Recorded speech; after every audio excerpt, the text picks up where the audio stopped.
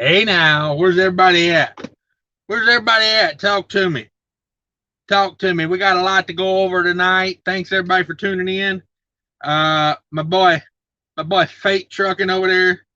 Technical difficulties all over the place over there. Feel sorry for him. But you know, the show must go on. The show must go on. Let me see if I can get my own live brought up here. What am I got dinging going on over here? Ain't dinging. Probably need to make a better thumbnail for this thing, right? Thanks everybody for coming in. Let me like my own video real quick. Liked. I wish there was a way to love it. There ain't no love it button. There's only a like button. Come on with it. We're going to review the truck paper. I found some deals. We're going to review it. I'm probably going to buy one of these trucks for the day's over. You know what I mean? I can't let DIY buy up all the damn trucks. I need a Dr. Pepper in my life. Hell, 15 caffeine pills won't get it done. I need a Dr. Pepper too. Thanks everybody for tuning in. We're going to bring in some guests.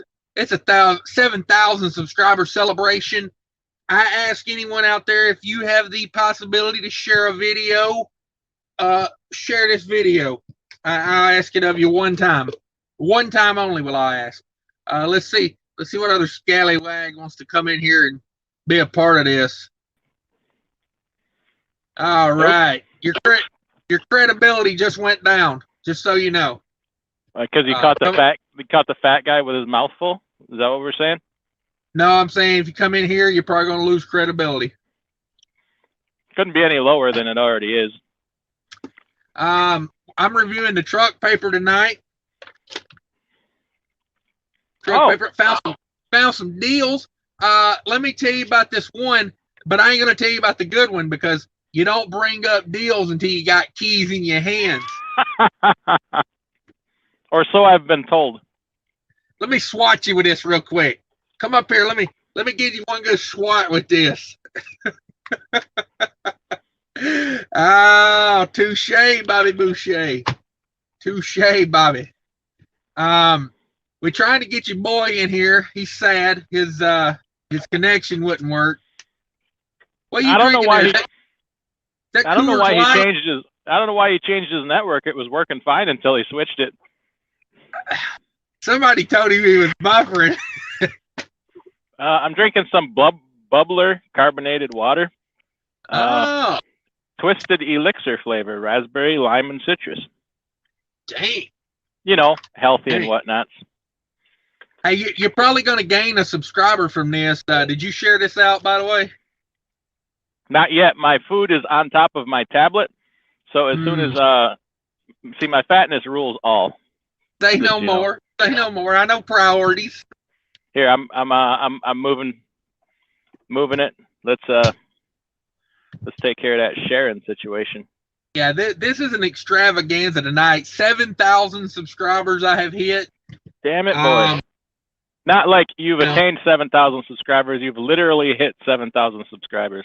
Probably with that rolled up truck paper. Yeah, I swat them all with this when I meet them.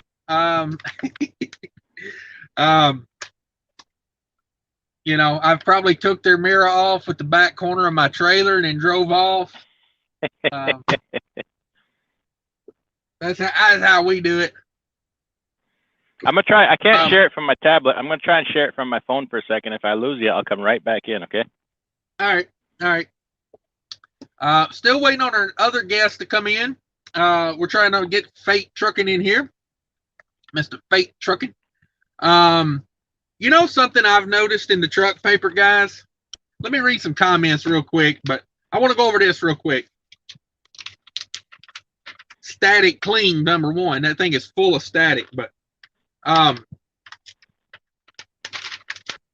them pages are stuck together. All right, maybe they're not. How's that happen?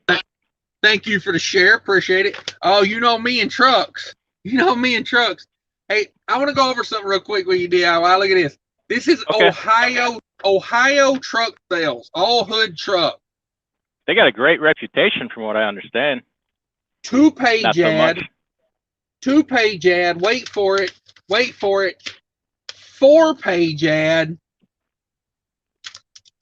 Wait for it. 6-page ad. They can't sell these hood trucks, dog. They can't sell these hood trucks.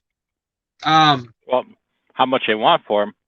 Oh, here I picked out one. I picked out one for you because I knew you was going to want to know.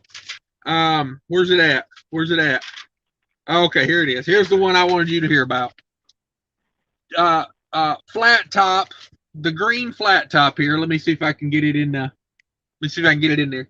This green flat top right here above my finger. I don't know if you can see that or not. Yeah. Looks like a 379. Yep, flat top, 2007 Peterbilt 379 EXHD. Got a Cummins ISX in it, 530 horsepower with 600,000 miles on an overhaul. So that's not an original 600,000. That's 600,000 on an overhaul. 18 speed, 275-inch wheelbase. $110,000. Oh my God. Oh my gosh. That truck was barely that much new. At best, you're getting probably 4 miles a gallon out of that if you're pulling a box trailer. Oh my gosh. Now I was told, oh shit. Yeah, I was told that today. Damn suction cup won't hold. I was told that $39,000 for a truck with 600,000 miles on it is not a good deal. So, what can you find in that there truck paper that I should have paid? Can you find me a cheaper one? Well, it's funny you say that because I was doing a little shopping.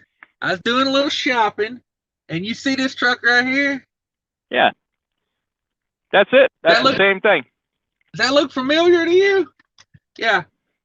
Cash is a shopper. 2017 Kenworth T660 Packard MX-13, 455 horse, 10-speed manual, aluminum wheels, 339,000 miles on this one, so right at 400,000. And that one you bought, what's it got? 600,000? 600,000, yeah. So roughly, this has got 2/3 of the miles on it. You want to take a shot at what they want for it? I'm guessing since I got such a bad deal, I'm going to say they probably want about $27,000 for it. They want $104,000. $104,000. They saw you coming. They saw you coming, and they got you, dog. They got you. Holy hell! $100,000, dog. So get this: if you take 200, if you put 200,000 more miles on this truck in the paper, it's going to be worth $60,000 less. Damn. We need to just start buying trucks like muscle cars. You know, start them, buy them up, put them in the garage, sit on them for 25 years, and sell them for more than we bought them for. What do you think? Yeah. I love that idea. I love it because, you know, imagine. Let's go. Let's do the way back. Let's go back in time a little bit here. We're doing a Wayne's World here. Yeah, let's do a Wayne's World. Let's go back in time. Let's go back 6 months. People saying, "I'm going to wait on buying a truck." Gosh, dang. Yeah, sorry about that. I'm here. If you want to flash your junk on my live, you don't have to pretend your phone's falling. Just go ahead and do it. I'm shy like that. So, yeah, let's go back 6 months. You know, people were saying, well, I'm going to wait till truck prices come back down. How'd that work out? Not good. So let's go 6 months into the future. You think it's going to keep going? Going to go worse. Yeah, man, these new trucks, they still ain't coming. More trucks are off the road, you know, getting wrecked and whatnot. Yeah. No parts. Yeah. I had a guy go down with a clutch, needs a clutch. A couple days ago, they said it's going to be a few weeks. No, there ain't no reason they're going to come down. Let me run through a few. What are you eating there? That looks delicious. Just trying to finish off this turkey wrap, and then I'll be done. Oh Sorry man, about that. I thought you was eating SpaghettiOs with hot dogs. Right out the Eating your can like a fancy, savage. you're eating those fancy wraps over there. Are you a hipster now? I am. See the stocking cap with the brim on it sideways. I do. Off kilter. Yeah, I'm trying to get a flannel hoodie. Have you ever seen a flannel hoodie? I think that would be the most hipster look ever, a flannel hoodie. With let me get a few boots, unlaced. Yes. Exactly. Let me get a few comments real quick. We got Killian's Trucking in here. He's a channel member. Thank you very much. How's everybody doing? Thank you. I'll see Big Dog Truckers in the house. What's up? What's up? Don Schlager's made an appearance as usual. Thank you, Don. East Texas Trucker in the house. Red Diesel's in here. I ain't seen Red Diesel in a minute. Kelly Patterson's in here. Red Diesel, $20 super chat says, man, you guys are the best. Love it when you two get together. We finna bring the third amigo or stooge, I guess you would say, in here. If you're watching Fake Trucking, I seen you pop up there a second. Come on back. I was hurry up because I don't want to sit in my truck in the driveway all night pretending like I'm on the road. Right. That's a green. I thought that was a green gas screen. station food. Yeah, it's a green screen. Yeah, you're not in a truck. Hell, we know better than that. Let's see. Let me run through a few more here. Trucking with Dr. Pepper. Yeah, Sky High's right. Yeah, I got me a Dr. Pepper. Gary Bates, get that 10,000 subs. Yeah, that's what we're going for. If you guys aren't subscribers, click on them buttons, Push some buttons. Nomadic Brit's in the house. What's up, Nomadic Brit? Cattle Hauling's in the house. What's up? This Trucking Life channel member, thank you very much for being in here. Running Aces is in the house. Kelly Patterson. Mark Ely. Mark, I'm going to get back to you, man. I haven't forgot. I've been really busy this week. Bad weather, cold weather. Just it's not been a smooth week. I feel like a salmon this week, man.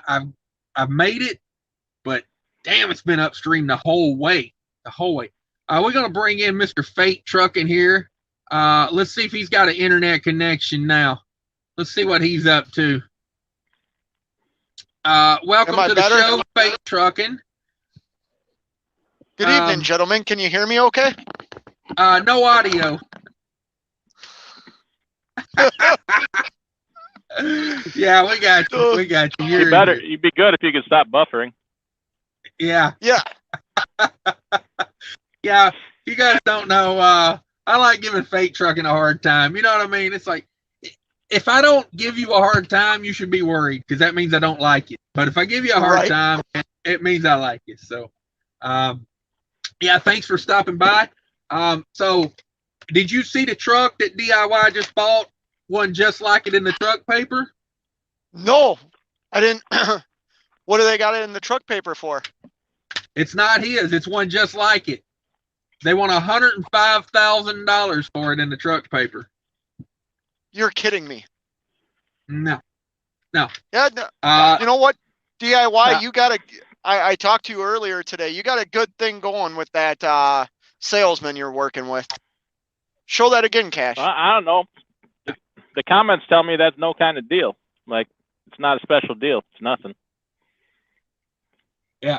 That's the same truck. This one's a year newer. It's got 200,000 less miles on it, but they want 105,000. Yeah. I found a truck I'm going to buy, and I'm only going to buy it because I know Fake Trucking wants it. Let me figure out what I did with it here. Where's that at? Where did it go? Damn it. Here it is. There you go. There's your Mac Anthem you always wanted. What do they got that listed for? 140?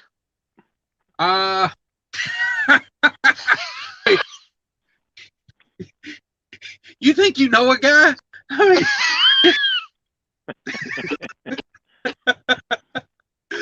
mean, how many new Mac Anthems have you bought lately? No, this is let me read this one to you. You're gonna like this one. 2020 Mack Anthem, 64T, whatever that means. MP8, 455, 12-speed M drive, 337,000 miles, so 337 on the miles. It's a mid roof with a top fairing on it.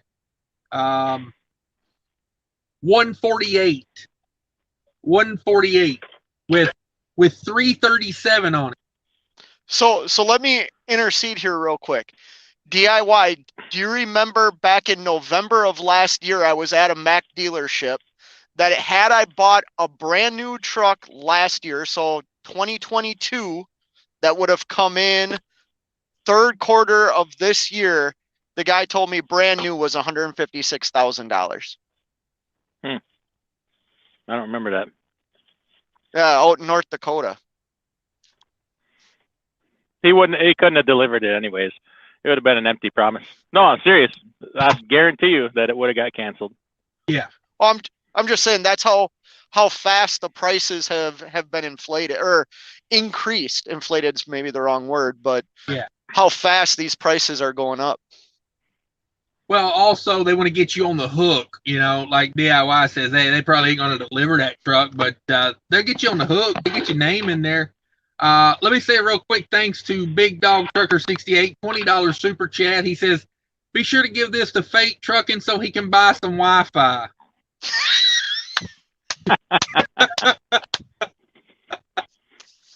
I'll pass that along. I will. I'll pass that along. So, yeah, if you want a new Mack Anthem, they got some more in here. They got a 2019, 300,000 miles for 142. But yeah, that's just out of my price range. Come on, that ain't out of your price range. All these hotel rooms I'm staying in, I can't afford another truck. That hotel room looks a lot like your truck, I got to be honest. Yeah, I came back out to the truck. Okay. If I go missing, I'm at the Days Inn in Virginia, in Manassas, Virginia. If I go missing, high probability I might go missing. It's a very sketchy place. I'd say it's a certainty now. Way to go. Yeah, I would. Somebody will see to it. Yeah, I will not stroke my beard if I was you. Did I say Holiday Inn? Stop stroking that beard. Them hillbillies love it when you stroke that beard. I'm just saying.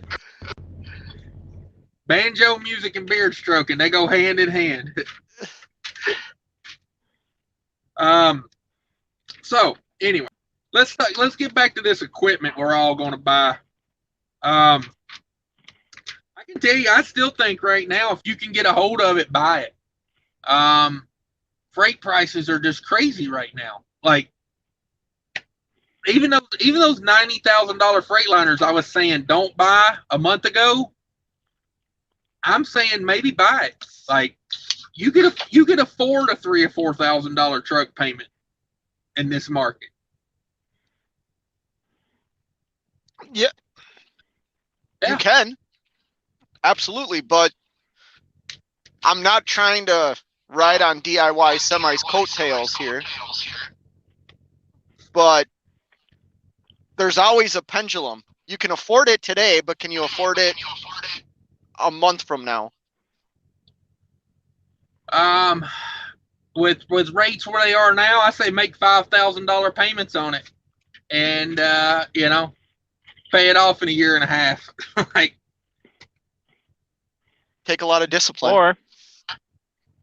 Or find somebody that can help you get a reasonably priced truck and treat you good. Be loyal to them.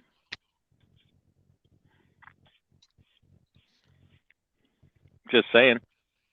I don't know. Are you making offers, DIY? Is that what you're doing? Are we saying?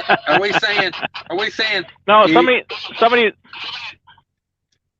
said that was a liar, because if they could sell that truck for more, they would. You know, if they could sell it for 70, why wouldn't they sell it for 70? Why would they sell it to me for 40? Because it's about, they want to preserve their relationships too. They want, when this is all over, they want me to keep buying my trucks from them. Yeah. Just like I did before this all started. Yeah. Right? That's, you know, I got a trailer the other day on a similar principle. I got yesterday's prices on that trailer. So hopefully there's more to come. You know, right. The way it is. It's like picking the best load off the load board or building a relationship, you know. Best load. It's got its time. It's got its time. Oh, I'm not saying it doesn't. I'm just shout out to Catfish Mike for the $20 super chat. Thank you, sir.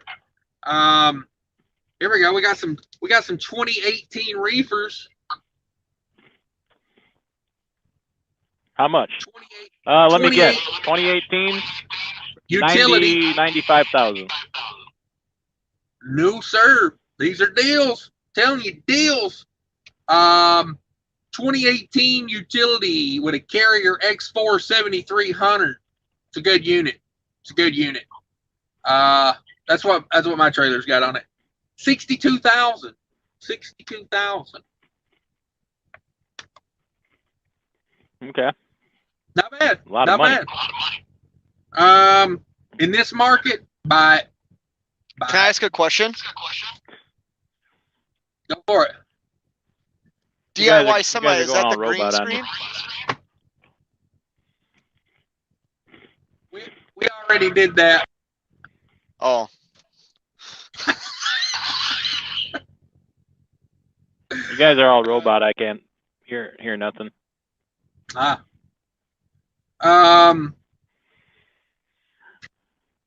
see here. Werner don't put the prices on their trucks, so you can't look at none of that. So Fate, you would take a Mac Anthem. You're 100% Mac these days. I like Mac. I wouldn't say I'm 100% Mac, but yeah, if there was a deal, I would take an Anthem for sure. Over at Kenworth? Yep. Oh. I think you just lost some subscribers over that. I would take it over at Kenworth too. But the Mac don't have the swivel seat. Take it out. You can put one in. That was my logic. When Fate called me and said, I like those swivel seats in those Kenworths, I said, as much money as you're making, take the sumbitch passenger seat out of your truck and buy one and put in there. Like, put you in a Murphy bed while you're at it. What the hell? Hell yeah. Marble floors and hell.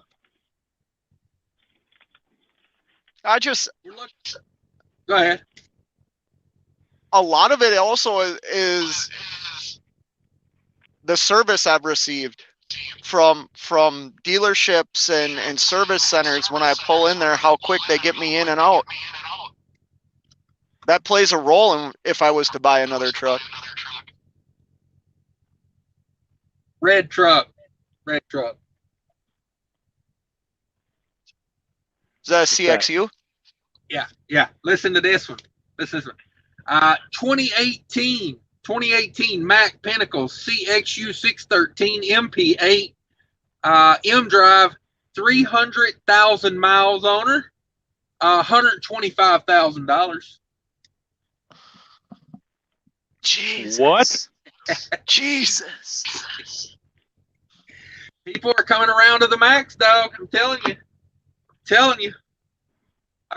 Nevada Trucking and Trails is in the house. Thanks for stopping by. Richard Barber's in the house. Thank you very much. Wayne's in the house. What up? Did DIY pull the trigger on that new truck or what? Show them the keys, DIY.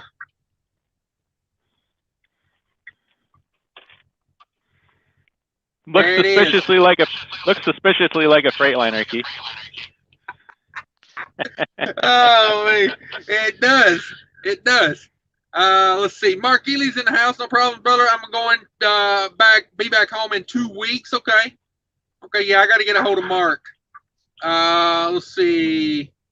Kelly Patterson's in the house. Anybody that's a moderator, if you want to drop your link, go ahead and drop your link. That's what we do here.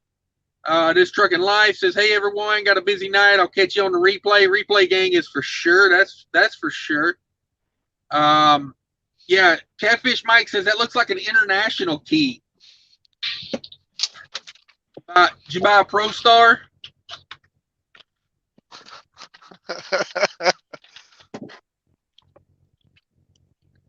Did you hear me, DIY? Is that a Pro Star I took my key? headset off. I think there was an echo. I was having a hard time. Oh, okay. Is that a Pro Star key? I don't think he can hear you. That was Pro Star. I can hear key. you. Can you hear me? Yeah. Are you in a nightclub, Cash? I am. I'm over at your spot, the 90s. They told me to come over here and find you.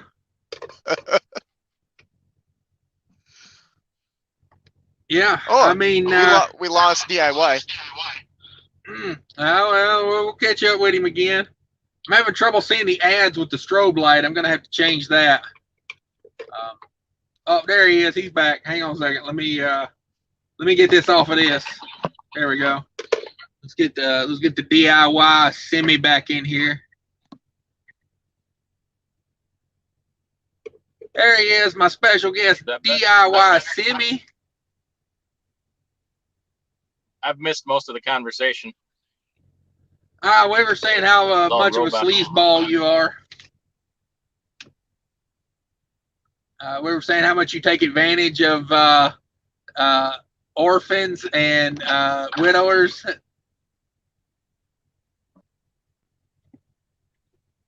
Nothing? Anybody else hearing it? Is anybody else hearing it out there? Can you hear me? Yeah, I can hear you. Yeah, I could hear it once I took my headset off. Oh, okay. I don't hear it now, though. Hear what? The echo. Robot? Oh, yeah, I'm not hearing any echo. I've learned on StreamYard I do better without the headset. I was just having a heck of a time trying to get any type of internet in that hotel room. Oh yeah, you know at the Days Inn they got that basic Wi-Fi. You gotta go over to the Marriott. If I'm being honest, I might just sleep in the truck. Like for real. Oh, is it that bad? It is. It's the thing is, it's like it's about 10 minutes away from where I deliver. Right. But no, it's loud and I'll try this one more time. He's back. He's back. We were just saying, we were just talking bad about you, honestly. So. Yeah, I would too. I would have joined in if I was here. You know me. What do you think about a diamond warranty on an international from Hirschbach? I don't know how much. How much? 107,000 on a 29 LT. How much is a warranty? 500,000 miles on that truck. 500,000 miles on a Pro Star, 109,000. Any takers? Not here. Thanks. I'll pass. Yeah, no doubt. Get you a 2015 Volvo with a Cummins for 65,000. I'd probably sooner take that. Oh, I most definitely would. Most certainly. Most certain. let me see what everybody's saying here. Kitty Cat's in the house, loud and clear. Okay, good. Gary Bates, hearing and feedback. Okay. Don says it fixed the noise. That's good. Sounding good. Nice. Thank you. Thank you. Yeah. Yeah, I don't know. I was in a Days Inn over there in Virginia one time. I had to go recover a truck. And I remember it smelled so bad like mildew, like it made me sick. That might be the same one. Yeah, it's definitely not upscale at all. But it's close to my receiver, and I thought it would be comfortable, but I think I'm going to just use the room to take showers in. Yeah. And maybe and have do it. Free place to park my truck. There you go. What y'all know about hopper bottoms? Anybody ever haul anybody ever haul some hopper bottoms? No. Used to know a girl we called that though. Come on. Nothing. I thought she was called rolling floor.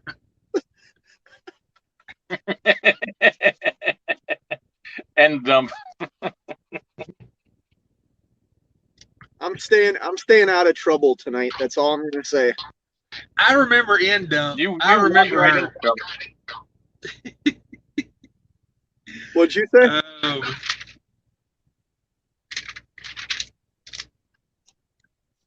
Cash, the feedback is on your end. I can hear myself in your mic. Does anyone else have like a second tab open or anything? Remember, that's what caused that in the past. No.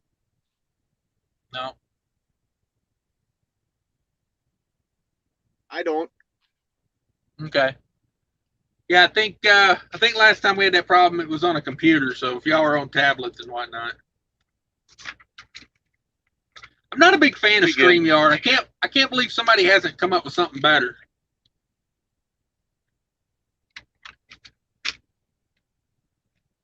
See, I don't have this problem when I use the YouTube, but StreamYard always goes robot on me. Yeah, I have tons of trouble with StreamYard. Almost always. So DIY, he's on the road, you're trucking. Bait trucking. How are you so far ahead on that load? How are you in a hotel? How does that make sense? It doesn't deliver till Monday, and it picked up on Friday, and I only had to go like 800 some miles. You know, had I not needed a reset, I wouldn't have taken this load. Right. Just there's way too much time built into it. I mean, it's a 4-day. It is a full weekend load for a day and a half or a 2-day job. You know what I mean? Right. Yeah. Hey, you gotta get the freight that works for you. So if you need a reset, why not? Well, I was running recap hours, and I'm getting pretty low on hours, so it makes sense. And it still pays really well, even though I got to babysit this trailer for the next 48 hours. You know, it still pays well. Oh, okay. So you still want a W900? Or you still talking W900? Or maybe when you're making 20 grand a month on YouTube, hey, it'll make sense, right? I wouldn't mind a trip like that. It goes against like the principles I have right now. Does that make sense? Oh, most definitely. That's exactly how I see it. They're beautiful trucks. It just goes against some principles that I have right now. You know? Yeah. Whether those principles are right or wrong, they've led me to where I am today, so they've worked for me. Is that, Right. Right. No, I get it. I get it. I know one day you were talking about, that's what you aspired was, a Kenworth, but then I think after you started paying some fuel bills for a couple months and yeah. you see the difference of like where you started with your fuel and then improving it, how much more money you get to keep every week, Yeah, that's a real, I mean, honestly, if I had something that generated my monthly fuel bill, whether that's YouTube or some sort of other income I had coming in, yeah, then I would go out and get one, because the fuel costs are being paid by a different entity other than me. You know what I mean? Yeah. So no, I totally get it. You wouldn't? No, I'm saying I get what you're saying. Yeah, Oh. No, I mean, even if I had something that paid it, unless I needed like the truck to get views on YouTube, no, because I would take that extra money and, retire early. Let's see. Cattle hauling says he pulled a hopper bottom a few times, short distance for the plant he hauls cattle for. East Texas Trucker says, I highly recommend you guys check out the Fresh Fit Meals to go to store in Clive, Iowa right now.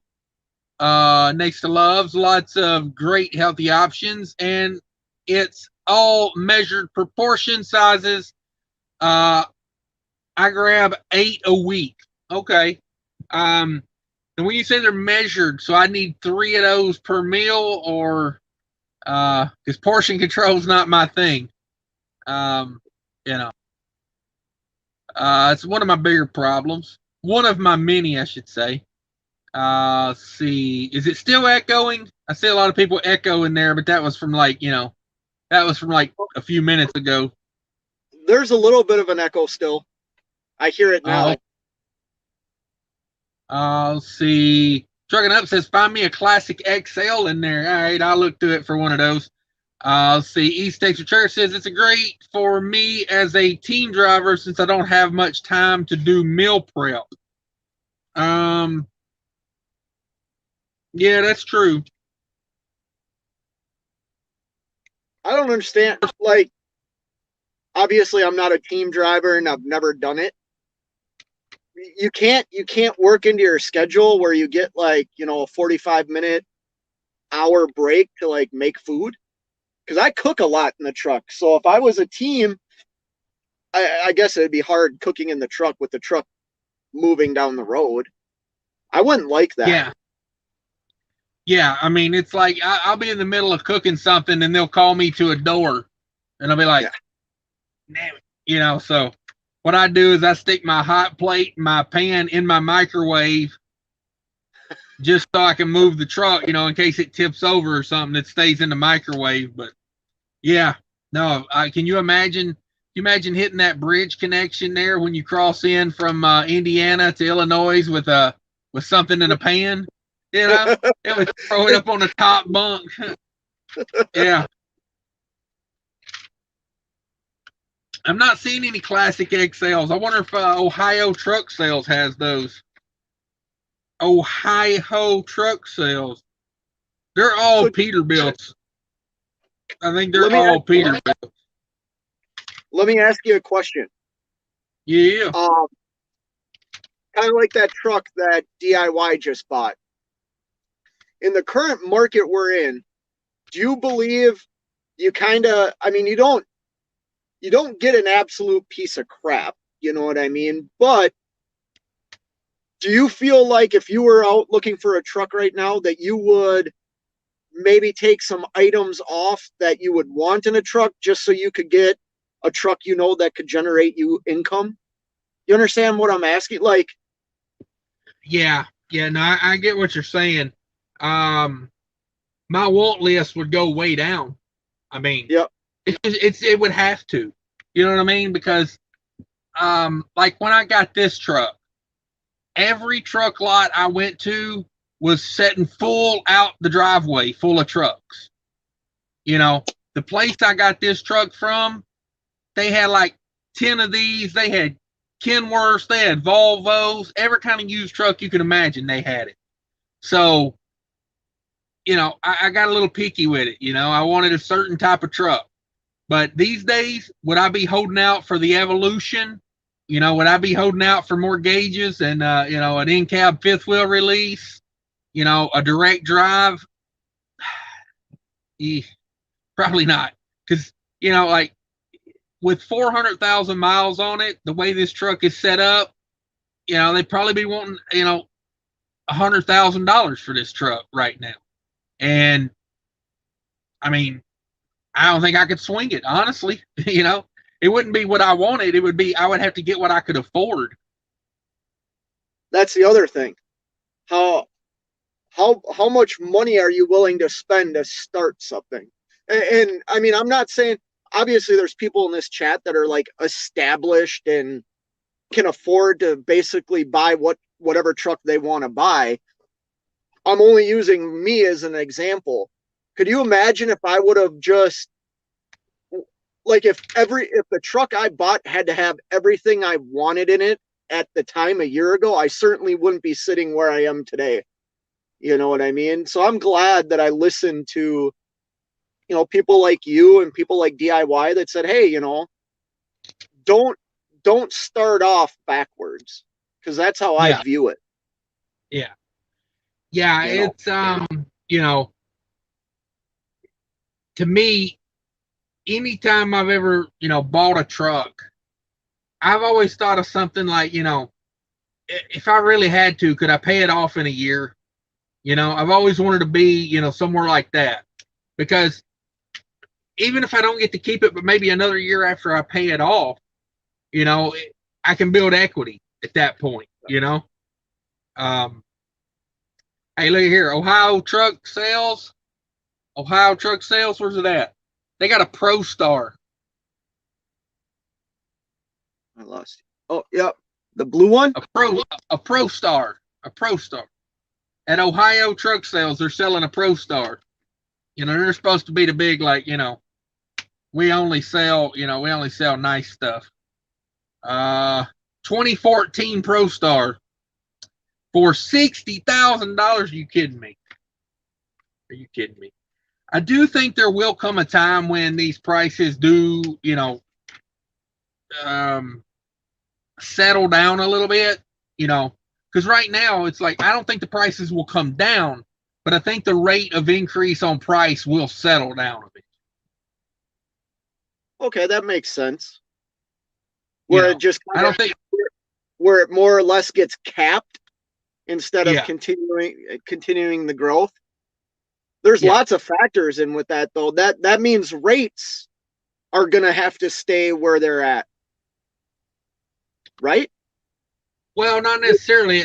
At some point, you just can't pay more for a truck. Like, at some point, people are going to have to stop buying them. You know, like a 2018 Mac for $125,000. Like, at what point are you just like not able to make money with that truck? Welcome back, Mr. DIY. I kept hearing my name, so I thought I'd try it again. Yeah. No, I figured you had. I like that question of, you know, what would you want on your want list? You know, you got to really look at the big picture. It's like, I really mean it when when you say 1 year could change your life. Say trucking last year changed your life, didn't it? 1 year changed your entire freaking life going forward. What, like, we can't be inconvenienced for a short period of time. I mean, like, yeah, that truck with one fuel tank sucks. A small bunk sucks. But like 6 months, it's paid for, and you're bringing in $6,000 a week after fuel with no truck payment. Gosh, damn, what I could do with my life. Holy hell. I mean, you know, like, come on. Am I wrong? Like, no, you could, if you had 6 kids, you could save up enough money to put them all through college in 1 year. You know, you could pay cash for a house. You could, if nothing else, trade up to the truck you really want and have a significant down payment. You probably get more on trade for that truck than you paid for it. It's like, I can live with a lot of inconvenience. I really don't, like, I'm not a creature comfort. kind of guy anyway. I understand some people are, but gosh damn, the opportunity. You're making doctor money. You're making more money than a doctor that went to school for 12 years. It is insane. Come on now. Yeah, I'm coining a new term for the modern day owner operators and carriers. It's called you've got your PhD. You know, like, you know, society's kind of upside down right now. Like, you know, how long will it stand for a peon truck driver like us making more than a lawyer or a doctor or a whatever? Insert many year of college profession here. You know? Yeah. It's PhD. Like, yeah. Oh, yeah. PhD stands for fat hip driver. You know, when your hip gets too big, when your wallet hurts, you know, you're a fat hip driver. Yeah, I like that. But I like that. yeah, I don't know. How long, like you say, how long it's gonna, you know, we was talking about this the other day. You don't even have to try to be a business owner in trucking right now. And that's why everybody's trying to jump in right now. You know, those two ladies on the Asian Mai the other day, 0 truck driving experience. You know, the one's already got her, she started her authority and she's already got 2 trucks, and the other one's starting her authority and going to get trucks. They don't have CDLs. They don't have no experience. They don't know 2 craps about trucking, but they can make it right now. If you can get a truck on the road, you can pay some half-ass driver to put it in a wind, and you can make money. And we both get, you know, a sneak peek behind the scenes, right? We both get emails from people who are like, I'm a college professor. I have no intention of driving a truck, but can you help me set up my business? I've gotten I got an email from a dude in Ethiopia. The dude is in Ethiopia. He never intends to set foot in this country, but he's trying to open a trucking company here. I'm like, I refuse to help him because that's just BS as far as I'm concerned. Like, it's irresponsible. You got to road test a driver. You got to do all kinds of things. You can't do that crap from Ethiopia, right? It's ridiculous. Yeah, I mean, what is he going to do? Buy a 1950 flat top and, you know, like put a flatbed behind it? Yeah. Yeah. Yeah, it's out there right now, though, you know, but how long will it last is the real thing.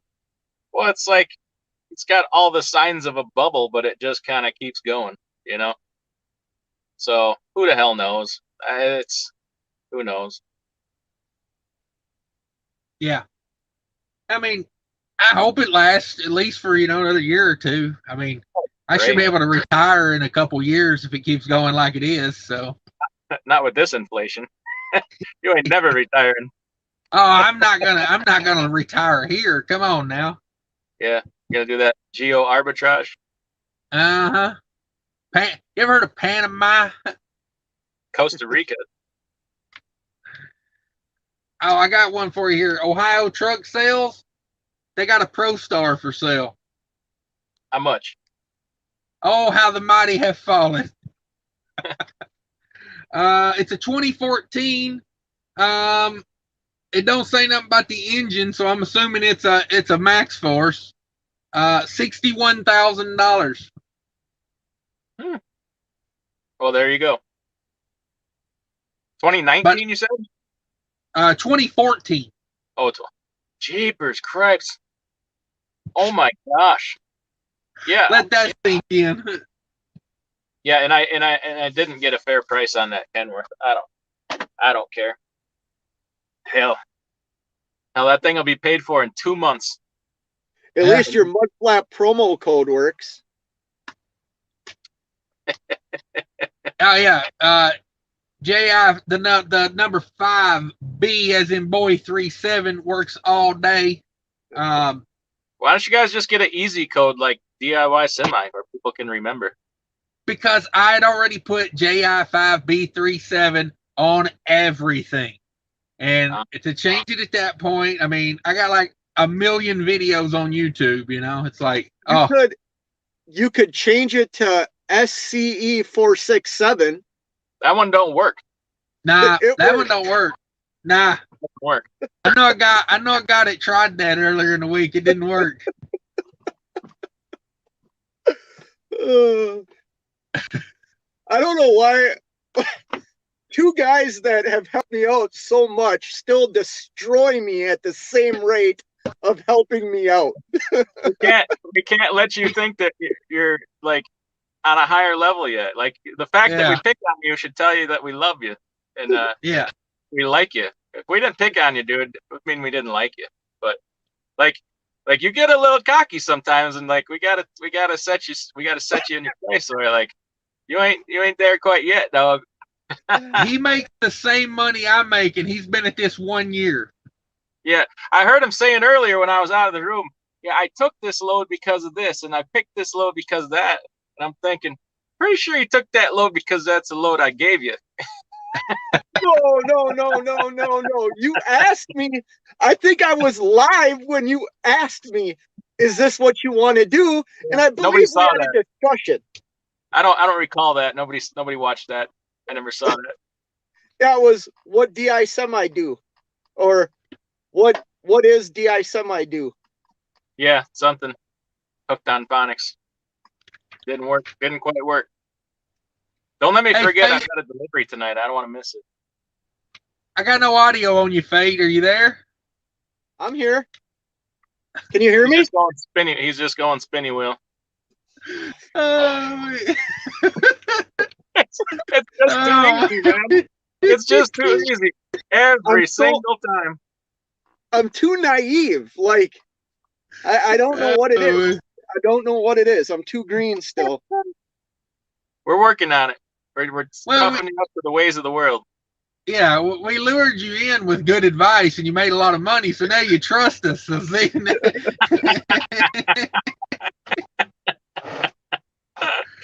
Oh, man. First you build the trust, and then you mess with them. That's right. But hey, you can always just fall back on the knowing, you got a ton of money now. So a ton of money and a paid off truck. Can they really mess with you? I don't know. And I don't care about other, like. You know what that's called? That's called FU money. Uh-huh. And then you keep doing that for a few more years, and then you'll have that F all y'all money. Then you'll have that DIY money. Shit. He's got all the DIY's money. He got it all. Hey, DIY, why aren't you in that gray truck right now? I almost pulled it out, man. I'm like, hey, I'm going on a short run this weekend. I think it's time to bust out the gray truck. And I was going to call my insurance man and say, hey, slap some insurance on that thing. And then I thought about it, and I'm like, no, just wait. Like, it's going to eat up your whole profit for this load. You don't need to put it on the road yet. I'm just dying to drive it, though. It's freaking killing me. Yeah. It's killing me, dude. Wait until you see the color of that truck up close. The color of that truck, like, pops. It is such a cool looking truck. Just a primer gray is what it's called. I like it. Why don't you give me $80,000 for it? How much? $85,000. Yeah. Hey, Cash. Okay, look this. See if you can find a 2016 Mac in there with 460-ish thousand miles, less than 500,000 miles. Tell me how much. Okay. I'm looking for it.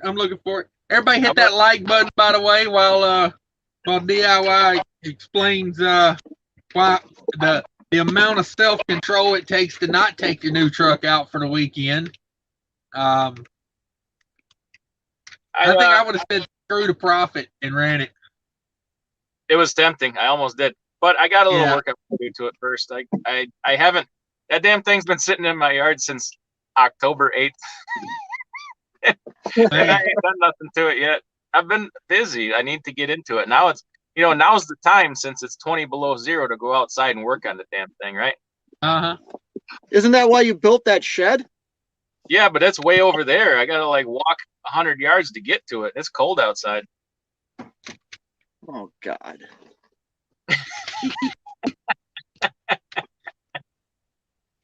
How many miles? No, I find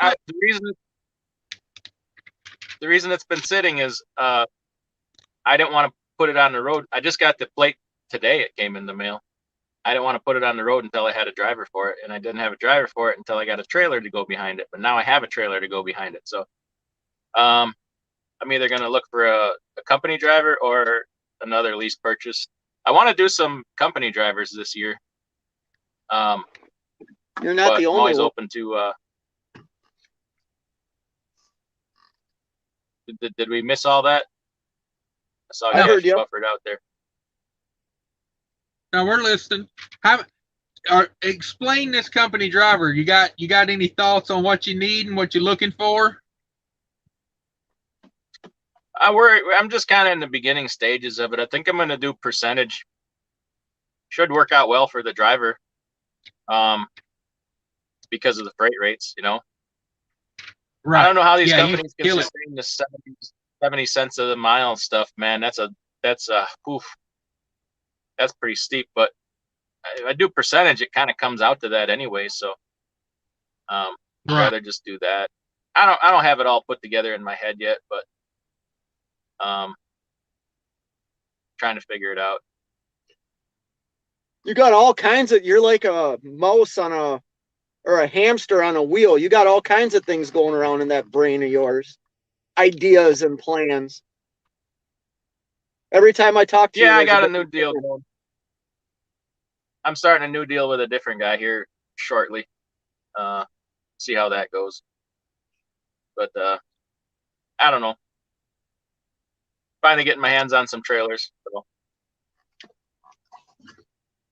What'd you find there, Cash? Find something? Looks like Columbia, orange. Ooh, there we go. How much? 2011 Freightliner Columbia glider, 12.7, 430 horse, 10 speed. Sound familiar? That's what I need. 37,000 miles on the overhaul. What I need. What y'all think? 40,000? I don't know. 68. You buying half of it for 40, or which half you want? The front half, the left side? You got to be kidding me. $78,000. Oh my God. Oh my God. I'm sitting on a gold mine here. Yeah. I guarantee you this truck is better than that one.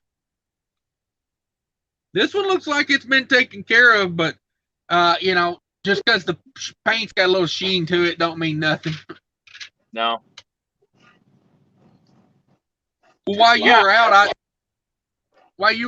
was telling Fate this truck here would probably be $100,000 if I was trying to buy it right now with the mileage and everything that it had when I got it. Yeah, I heard that. Man, I don't know. If I come across reasonably priced trucks or trailers, I'm just going to buy them. I mean,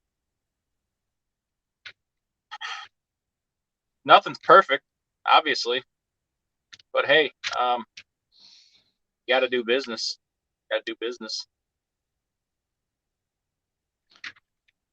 Yeah. He who has the equipment. You find a 16 Mac in there yet with low miles? Mm-hmm. Yeah, see? I got a one-of-a-kind gem. I'm thinking 120 grand. What do you think? Hey, you laugh. Come back in 6 months. I bet you'll be close. I laugh not because I think it's like completely ridiculous. I laugh like I'm so glad I'm not in that position. Yeah, you couldn't have hit it at a better time. I got something close. And it's primer gray as well. It's primer Is it really? gray. There we go. 2014 Mac. 2014. MP8 M drive, 443,000 miles. I can't tell if it's a mid-roof or what. It kind of looks like a mid-roof. $75,000. Oh my God. So minus 2 years, mine's 2 years nowhere. So what are we thinking? 80, 85? I should Same sell my mileage. truck. Yeah. Yeah. How about Did you realize you got $150,000 worth of truck parked in your driveway right now between Big Orange and the gray Mac? I did not. That's insane.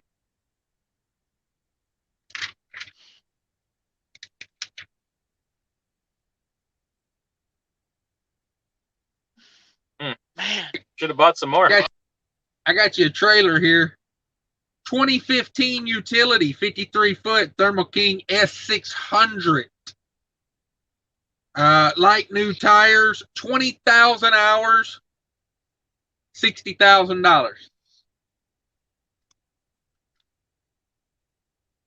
Wait a minute. You went all robot on me. Say that again. 2015 utility. You with me? Little bit. 2015 utility, Thermo King S600. Like new tires, 60 grand.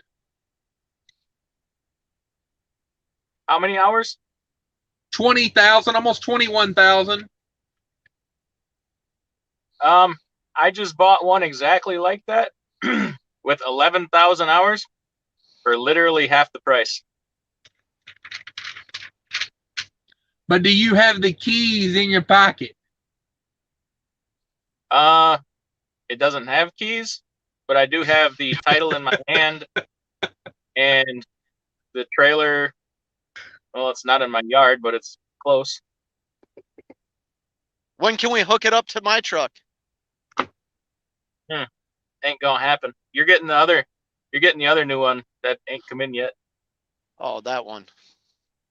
You're getting the 2017 I bought. Only the best for first class, right? Yeah, that's why you ain't getting this one.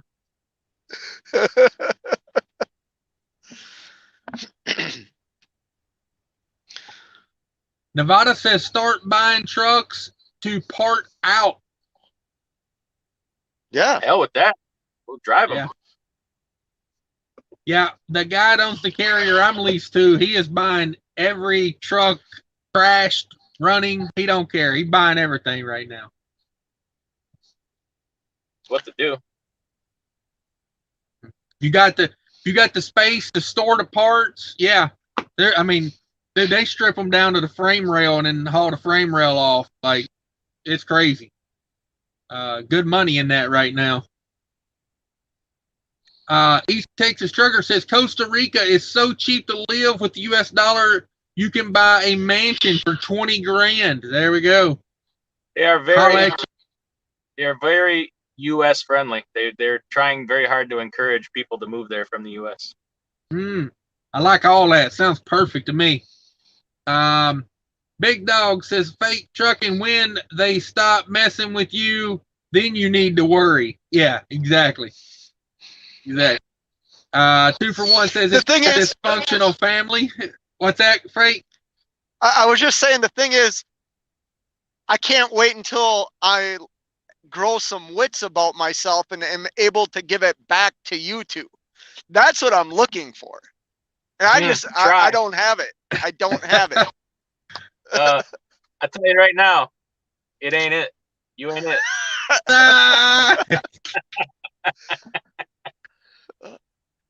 My troll game evolves fast, man. When you think I'm right here, I'm 5 steps over there. The problem is now I'm questioning everything. Questioning every comment, questioning everything. Well, you're learning at You're least. accusing us of doing stuff we ain't even done. Oh, man. Yeah. Hey, it happens. It happens. You know, I got other friends. I can call them. Both your friends are right here. You got those in your head, and then the two right here, and that's it. And you ain't gonna play us against each other. You ain't good enough. Krispy Kreme Killer says he wants all the loads that you turned down, DIY. All right then. Let's see. Wilbon in the house. What's up, Wilbon? Thanks for stopping by. Says cash thumbs up to you and your associates. Keep the great country running. Yeah, we will. We will. Thanks for stopping by.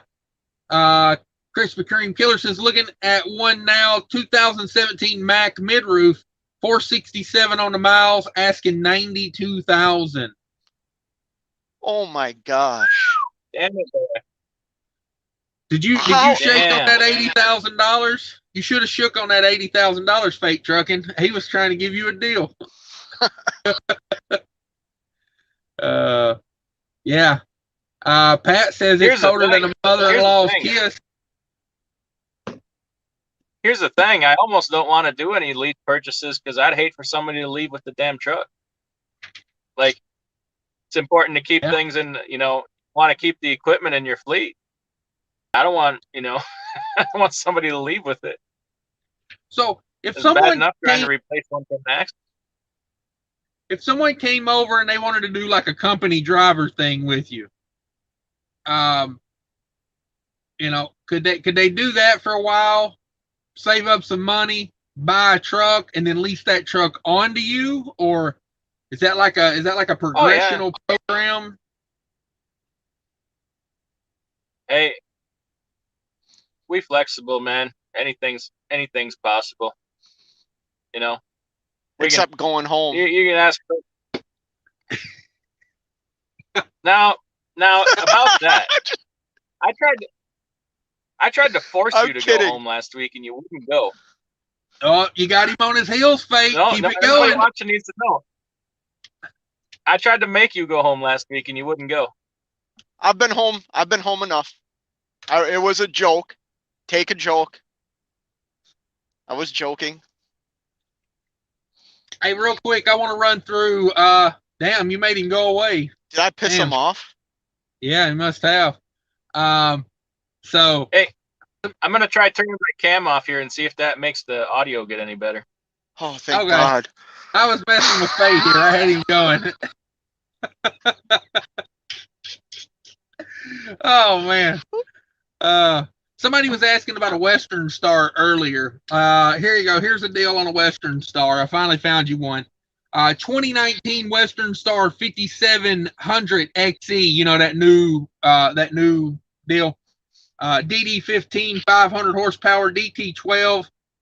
Basically a Cascadia with a Western Star body on it. It's got a deer guard, a carrier APU, and it's still got the EW4 warranty, which is like the high-end Freightliner warranty. $140,000 for a 2019 with 414,000 miles. So basically a 3-year-old truck with 400,000 miles on it, and they want $140,000. I got a buddy in one of those trucks right now. That video I put out interviewing my trucker Kyle, that's what he's in right now, is that type of Western Star. He doesn't like it. He doesn't like it. But yeah, he says it's really rattly. Like the cabinet, he said it's just really rattly, and it's an automatic, and the way they have the automatic set up, he has trouble backing into the docks. Like he can't ease into a dock. It's almost like he has to you know what I mean? Pound it. Right. Yeah. But I wonder what kind of transmission they got in that. I'll ask him. I mean, I don't want to speak solely on Western Stars, but that's what I know he drives, and he doesn't like it. Right. I always think of Star Car Dave on YouTube. Star Car Dave's got one of those. He bought it brand new. He's a pretty honest guy. He says, like, I think he's getting like mid-7s on the fuel economy.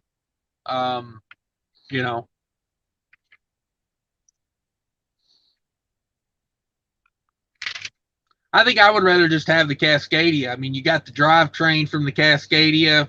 You know, why not? Just get the most aerodynamic, you know. Yeah. Let's see here. Let's get to a few comments while I flip through here looking for the next deal of the day. Let me see. Get me a mansion in Costa Rica. I do like the sounds of that. Samuel says, "What do you do for health insurance for those W-2 guys? What is it? Less than a certain amount of employees, you don't have to provide health insurance, do you?" No, you don't. But I mean, you got to compete with other people that are hiring. You know, I don't quite have that part figured out yet. We're just starting to look into it. My first instinct is just to give the money. You know, give them some money every month towards buying it. But we got to figure that part out yet. Like I said, that's not a perfect plan so far, but we're working on it. I don't know. First person would probably be a guinea pig, to tell you the truth. Yeah. RJ wants to know, is my truck an automatic? Yes, mine is an automatic. What about you, Fate? You rolling? Yep. You rolling? I have the drive over there. I have the drive. Way to be. Trucker Style Sean's in the house. What's up, Trucker Style Sean? Says, what's up, y'all? That's who we should talk to. Get Trucker a cab style. Over. Hey, you know, he's the man on buying a cheap truck and making a bunch of money with it. Yeah. So I salute that. That's not always easy. You got to be willing to put the work in if you're going to go that route. That's for sure. Well, let's see. Jerome Jones in the house. 3 big players in the room. What's going on? Yeah, DIY had to step out and use the bathroom for a minute. He's gonna go pee on the tire on the truck next to him over there. Probably got to throw his poop bag out.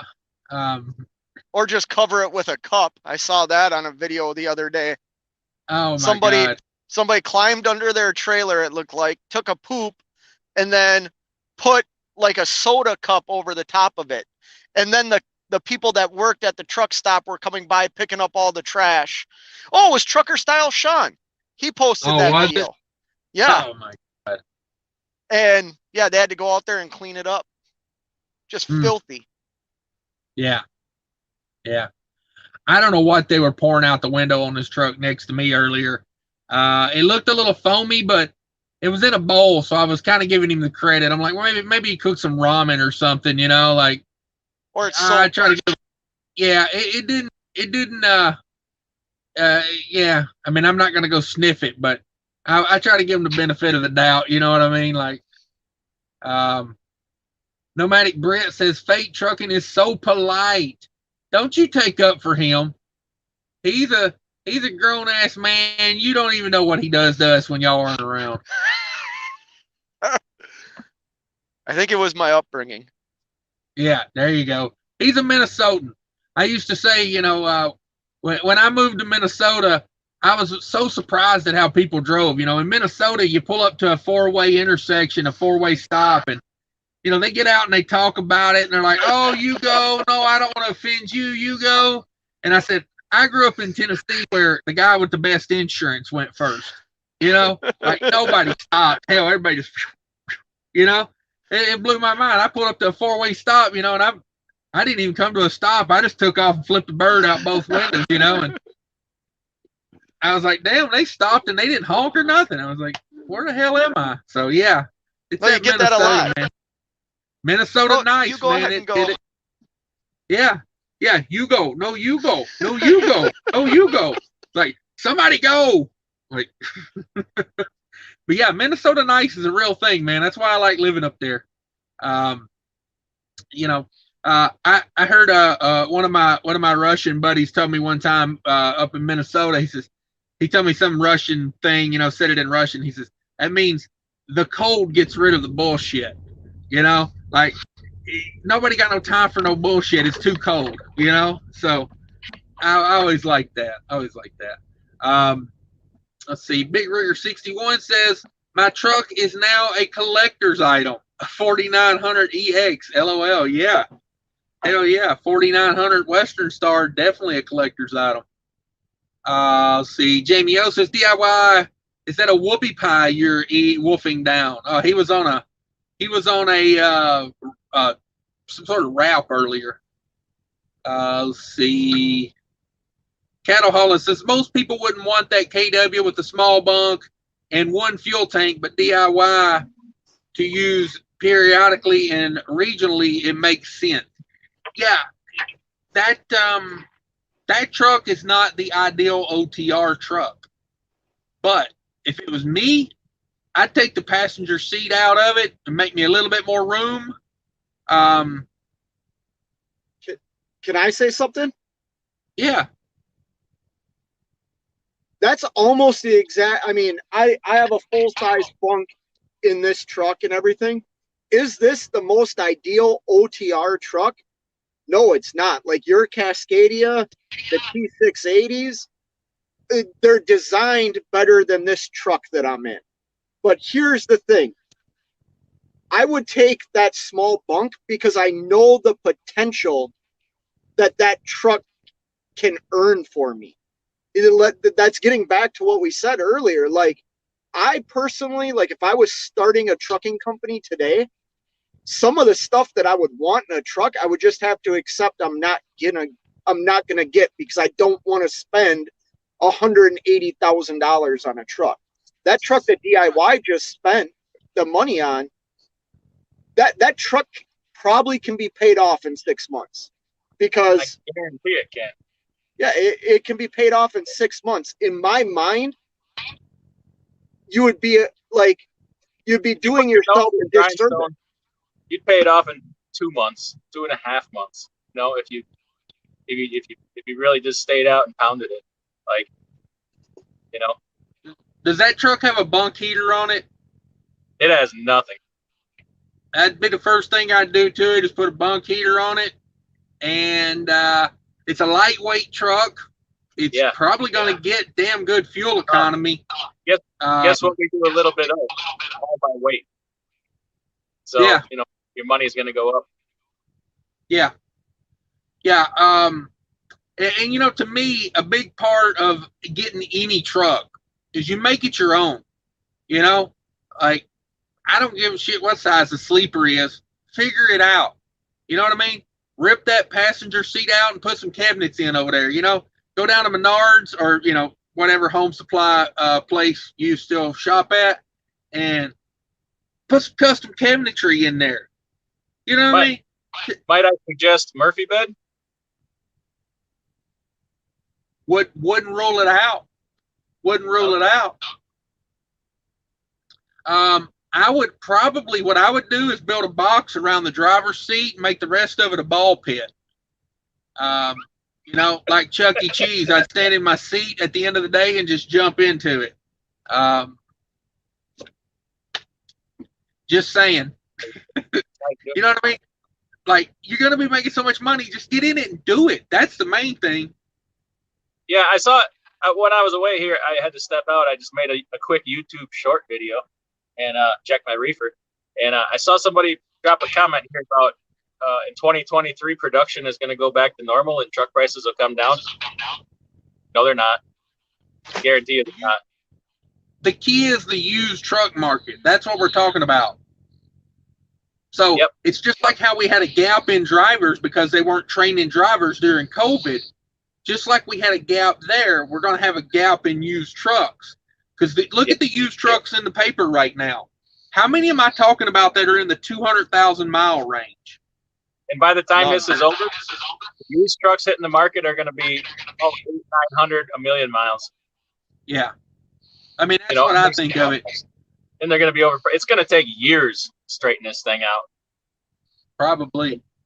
These big fleets waiting on their equipment orders. First, they get satisfied first, and they're not going to turn in all their used stuff right away. It's going to take some time. Plus, that's assuming production gets back to normal in 23, which I don't think it does. Well, I'm not even going to go there. Never mind. Yeah. Stay positive, DIY. Like, like you are? I'm not. No, never mind. Not gonna go there either. I'll be accused of picking you up in a little too hard. Yeah.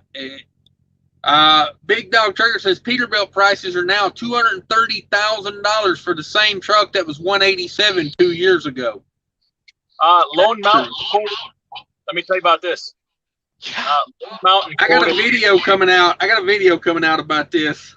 So don't spoil it. No, you go right ahead. I'm just saying I got a video coming out about this. Spoil it so I can make one. One of my drivers called Lone Mountain to ask about the new Volvos they have coming in the 850s, and they told him $327,000. $327,000. Wow. That's crazy. Yep. Crazy. Scott G wants to know what's the best route for a new CDL graduate. I-40 and then I-10. Just mess. He asked for a route. I was giving him a route because I'm a smart ass. Okay. Route 66, maybe. I found out the other day that Leonard Express has their own truck driving school. Do you guys know that? I don't know anything about their company as to drive for them or whatever, but I tell you what, I like them as a broker. I do too. They're very easy to deal with. Here's why I'm telling people.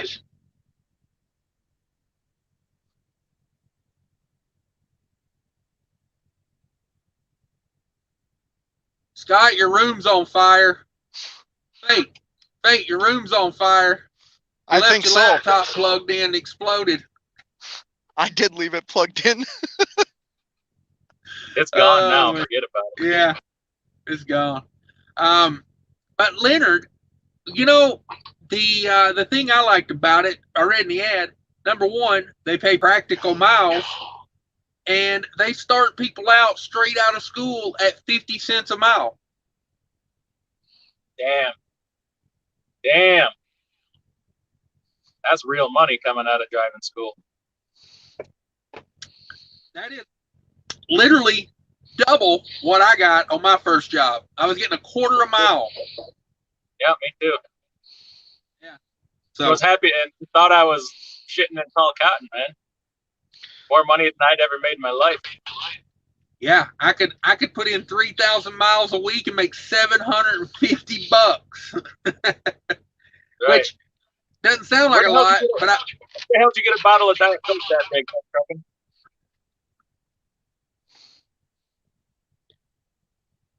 Yo, I got something going on here. Hotel's burning down. Yeah. There's 2 ambulances, 3 fire trucks, about 4 squad cars. Hello, do something for your boy. Get off your butt and go over there and investigate. Flip that camera around. Go over there and ask the EMTs what they're there for. Say, can I trouble you for a minute? I'm staying right here. I'm gonna buckle up. Go try to grab a taser. Go try to grab one of those police tasers. Yeah. Say, you gonna bail me out of jail? On fentanyl? Somebody's got a bad echo again. Take that headset off.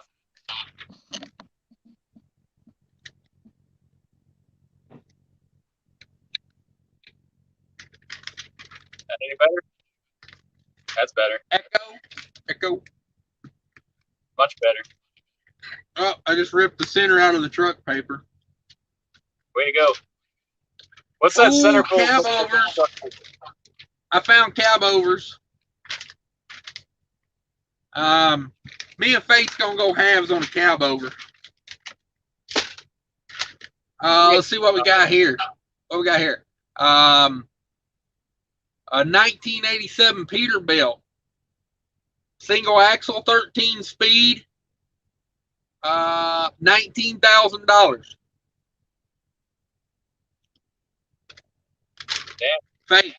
Fate, I'm gonna send you this ad. Where's it at? Can you see that one? The other way. There you go. That is a 1984 Kenworth K100 Cat Model B.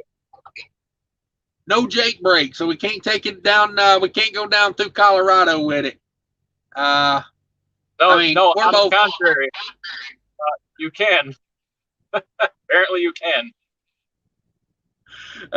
well, see, we're both not dipshits, so I think we can handle it. You know, catch a low gear, take my time. You know, she ain't got no Jake brake. She's a 15 speed with a 411 gears in it. 411 gears, 24-inch tall rubber. Come on with it. 6,000. Who? Scott doesn't have any audio. Took your headset off, but forgot to connect to the other thing. Oh, okay. Well, while he's working on that, it's got 6,000 miles since this guy's owned it. I don't know why you'd put that in there in the ad, but it's got AC and it's got power steering for 50 G's. Damn. You know that truck did not cost that new. No, it certainly did not. In 1984, that was probably like a $30,000 truck. It's a good investment. I'm telling you. Just buy trucks, buy it all. Hey, here you go. Here's a step deck you was looking for, DIY. A 2004 Big Bubba step deck. It's a fixed spread axle for $27,000. We're gonna start hauling equipment. Yeah, he's gonna get you on flatbed. He said. We'll see about that.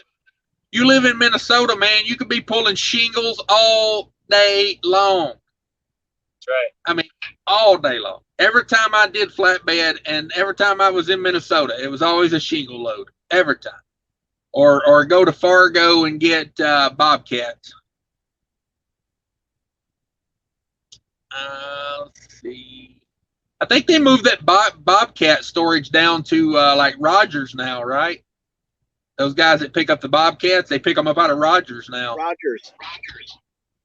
Yeah. Used to pick those up out of Fargo. Samuel Kaiser's in the house. Says, he was the one asking. He was the one asking about the insurance. Samuel Kaiser. We were all rolled by the moment. Did you hear my response? Yeah. Samuel Kaiser asked that. Kaiser Trucking. Oh, okay. Pat says, okay, wait a minute. I'm way back. Let me get caught up a little bit here. Trucker Style Sean in the house. Thanks for stopping by. Enjoying the channel. Let's see. Will Bond says, I actually like your show with your associates. Yeah, sometimes, it's nice to bring the associates in. That's what I'm going to nickname you guys, the associates. Man, where you can call us the amigos or the stooges. I gotta say, if we're stooges, I'm probably Curly, Fate's probably Larry, and DIY is probably Mo.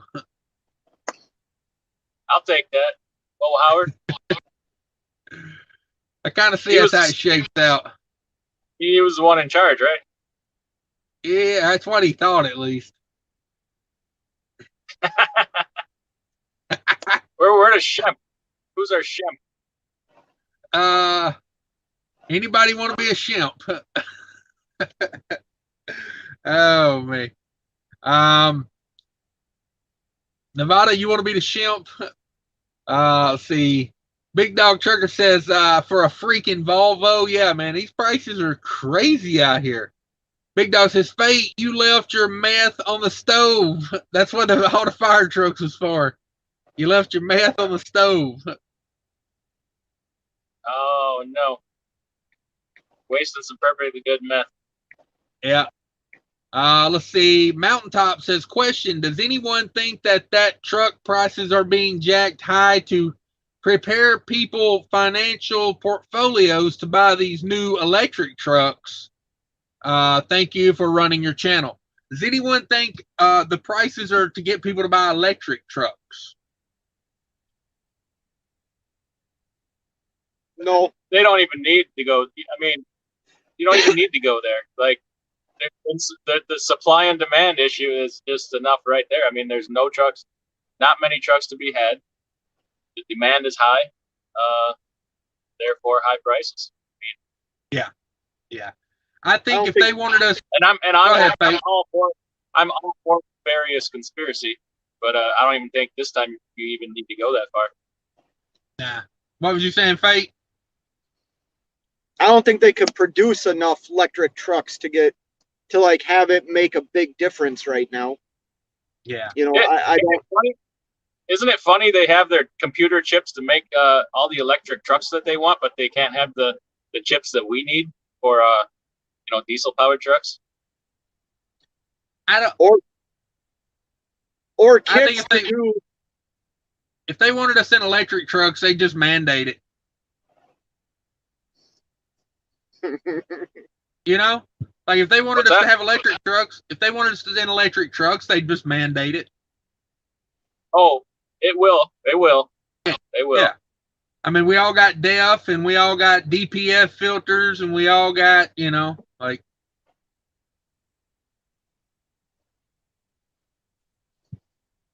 Yeah. I mean, all I got you guys. Here pretty soon. I gotta go deliver some freight. Trucking gets in the way of the fun. I gotta go to the Walmart. Walmart, hey, get me some frozen meatballs. Walmart needs some taters. They need some. They need some what? Some taters.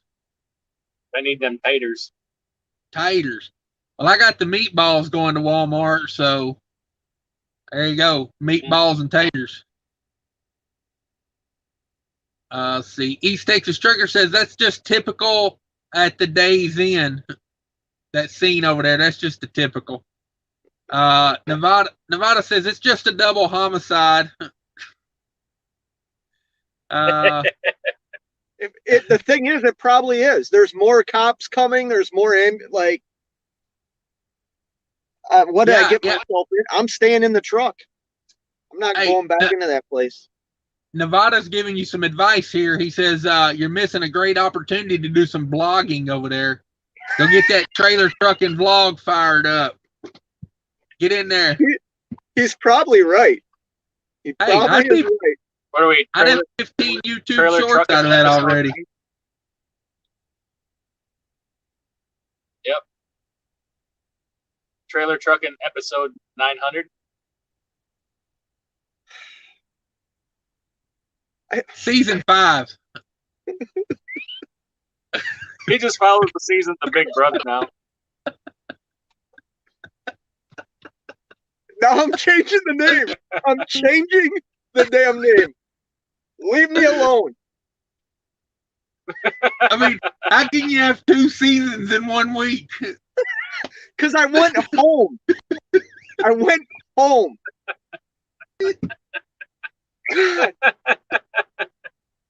Oh, man. Yeah. All right. G says, hey, y'all, I'm in my first few months of owner-operator. I only have a truck. Which trailer should I buy, reefer or dry van? Whichever you prefer to do, because you're going to be in it long-term. What do you think, DIY? What you can afford. Right now, you're going to get what you can afford and be happy to have it. Sad to say. Yeah. I mean, that's a good I hope point. you got it. Next in there, a pile of money. You're going to need 2 duffel bags full to get a trailer right now. You're going to need that. You're going to need that birthday cake money.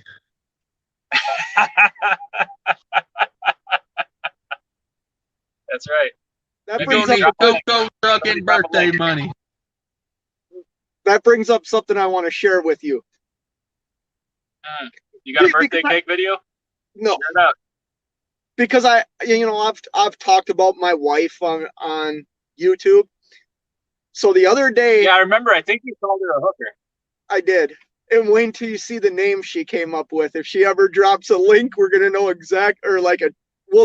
we'll understand what if she ever leaves a comment what her name is. It's hilarious.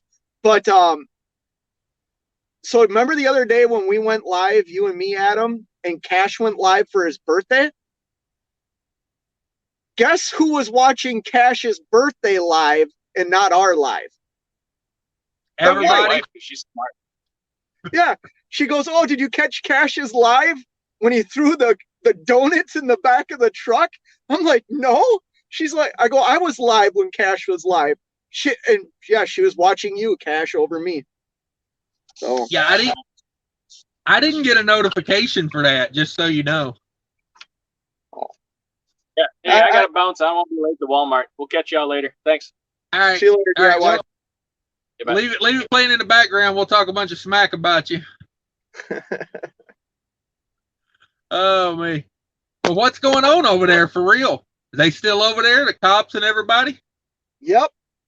They backed out one fire truck, but then 2 more squad cars came. I don't know. I'm not gonna get out and investigate it. Oh, come on. Yellow-haired girl in the house, thanks for stopping by. Trucker Style Sean says there's a 1996 spread axle step deck, 48 foot for $7,000 here in Florida. I'm going to look at it. Yeah. I'm telling you right now, if you can buy DOT legal or equipment that you can get legal right now, buy it would be my suggestion. You know, there just are no deals out there. If you can find somebody that's getting rid of something, you know, and you kind of got an inside angle on it, most certainly. See. Go ahead. That's where, like, being leased on to a carrier can be helpful too. That carrier can have a lot of relationships with you know, people that sell trailers, dealerships for trucks. I mean, I'm not saying it's the only way to go, but you know, there's some real benefits to being leased on to a carrier. You know what I mean? Oh, you know, like if I want a new truck, in all honesty, I know that I will get a better deal than if I walked into that dealership by myself, just because of who I'm leased on to. Right. You know? Right. I mean, you know, this truck I got a few $1,000s knocked off of it just because, you know, one guy made one phone call for me. You know what I mean? And then when I told him that it was a good truck, he bought the other 3 they had. So they had 4 of them. He bought the other 3. So, you know what I mean? Like, you get a little bit of a package deal when you buy 4 at a time, you know? So. Right. What was that? What? That you just drank? Dr. Pepper Cherry, 0 sugar. Oh, okay. Is it they good? Ain't paying me, so they didn't pay me, so I didn't want to talk about it. It's okay. It's okay. I'd rather just do water and this stuff. Oh yeah. That carbonated soda, man, it ain't good for you. I finally got off the Monsters. Oh, lucky. I'm hooked. Yeah, you need some of these. Where's your caffeine pills? I don't have any of those. Oh, right there. That's the dream right there. She's about a third of the way low right now. I got to re-up. I gave my buddy over there, you know him, I gave him another bottle of my had. He was like, wow. I was like, yeah, exactly. You know what I mean? I can't give you big bags of meth no more, so I give you a bottle of pills. Come on. Kidding, of course. Jeez Christ. Where everybody calls my mom and says, yeah. She already knows.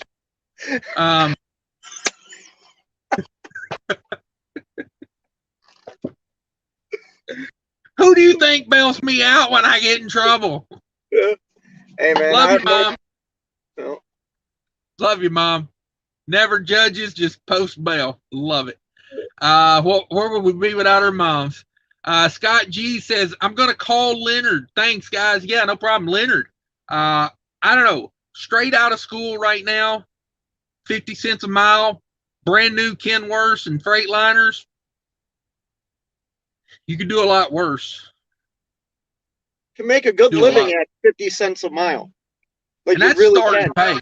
It's going up, you know, that's the starting pay. So, and I mean, you know, I've never drove for them, but anytime I do a broker load with them, they're always very reasonable. Are you seriously going to sleep in the truck after getting a hotel? Yeah, I'm not fucking joking. Sorry. Yeah, I'm not joking. I'm going to stay in the truck. Man, that's a rough days in there. Hang on a second. I want to look something up. How do you spell that city it's in? Days. I should not really disclose. I have already said it, but I shouldn't disclose where I am. What's the city to start with? An M or an N? An M. As in, yeah, an M as in man. Yeah, I got it. I remember you saying it. I just couldn't. You looking up breaking news? No, I'm just looking to see where. Dude, I think I've stayed at that Days. I think I've stayed there before. I'm not even playing. I flew into Washington, D.C. to go recover a truck in South Virginia. I took an Uber 100 miles from that area all the way down into the woods, and somebody had abandoned a truck at a Dollar General. It was sitting in the front of a Dollar General for 4 weeks. That truck sat there. Holy cow! Yeah. I'm surprised it didn't get towed. Right? Yeah, sat in front of the Dollar General for 4 weeks. I want to look at the reviews on this place. It's got a 3-star rating, 3 out of 5. Yeah, and it's got truck parking. I mean, it's just sketchy. Oh, get this. You know how it says people often mention on Google? The number one thing people mention is the smell. Yeah. It's the number two. The number two, roaches. Oh, God. Oh, man. The first review says, first at check-in, I was overcharged. 2 nights was supposed to be 117. They took out 200. That's probably for the deposit, right? Yeah. Oh, here we go. Don't stay here. If I could give less than 1 star, I would. Room 224 has roaches in the bathroom. Hopefully you're not in that room. I'm not in that room. I'm staying in the truck. Oh, that's funny. That's funny. Let's see what they say about the smell. Let's click smell. There was an odor in the room coming from the pillows. Ooh. Oh, smell coming from the pillows. That's rough. This one says dirty stench in the hallway. So they remodeled. Like, you can tell they've remodeled. They put down, instead of carpet, they put like that linoleum, like the fake looking stuff down. Yeah, when a hotel does that, you know you're in a bad neighborhood. My AC went out on the truck one time, and I stayed in an Econo Lodge in Indiana, and they gave me a room that didn't have any bedding, like no pillows, no comforters, no sheets, no nothing. They're wrapping police tape around a car here. Oh, that's not good. That's not. Flip us around. Let us see that. So do you see those 2 cops right there? They're walking up to another car right now, checking the license plate. Go be nosy. Go be nosy. Go up there and say, should I leave, guys? Is this probably not a good place? Should I call them over here? I would go bug them. Go over there and bother them. It looks like they're wrapping up. Ah, you got to hurry. Got to rush. I don't know if I want to talk to a cop right now. Oh, come on. You're sober. Yeah, but. All right. Well, Nevada says, congratulations on 7,000 subs. Thank you for that, Nevada. Everybody hit that like button for me if you could. Thank you very much. Yeah. Seems to be growing a little faster now that I got like up above 5,000. It seems to be going a little faster. So maybe we'll get some maybe we'll get some action now. Yeah, congratulations. Yeah, thank you very much. If you guys don't know, by the way, my guest Fate Trucking has a channel, Trailer Trucking Vlog. Go over there and check him out. Go subscribe to the man. He's just getting going in YouTube, but puts out a lot of content. I give him that. He's got that young, vibrant YouTuber mentality. He's gung-ho about it. That's the way I was when I started. I was live every day. I put out 100 videos in my first year. Like, yeah, and then I kind of went like, it's a lot of work. You know? Like, it is a lot of work. I mean, when I think about the bigger channels that do vlogging and how much editing time they put into their videos, my videos aren't to their level yet. You know, I mean, it's not to the level of, you know, like Nevada and stuff like that. But A, it's fun to do. B, yeah, it'd be cool to like generate a following, you know, to like help people. You know what I mean? And the only way I know how to do that right now is by like vlogging my day.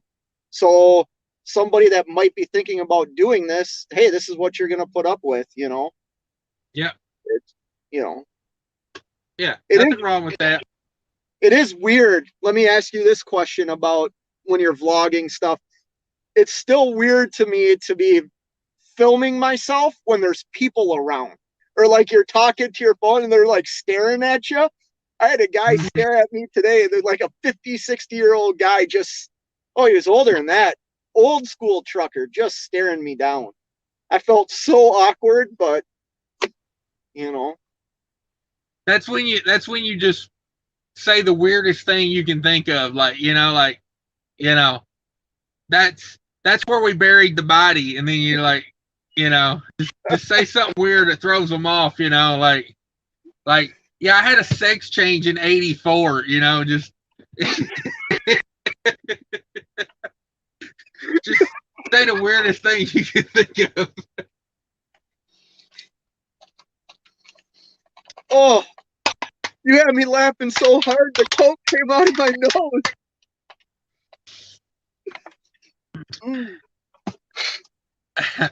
Let's get to some comments here. Matty I says, any advice on running reefer out of Fontana, California? I don't really run that area a lot. I mean, what kind of advice? I mean, there's a lot of reefer work in that area if you want to run that area, but as far as, it's, running reefer is running reefer pretty much anywhere you go in the country. You can make what we make in a week running from California to the East Coast. You know what I mean? You can make good money. East Texas Trucker says there's no charging network to support electric trucks for many years. Yeah. They're building a few in California, but, that's literally like 2. I think what I'm going to talk out of my rear end here. I think they have something. My understanding of electric trucks is they're going to have motors on each axle. And when those motors are turning, they're like self-charging motors. I watched a video.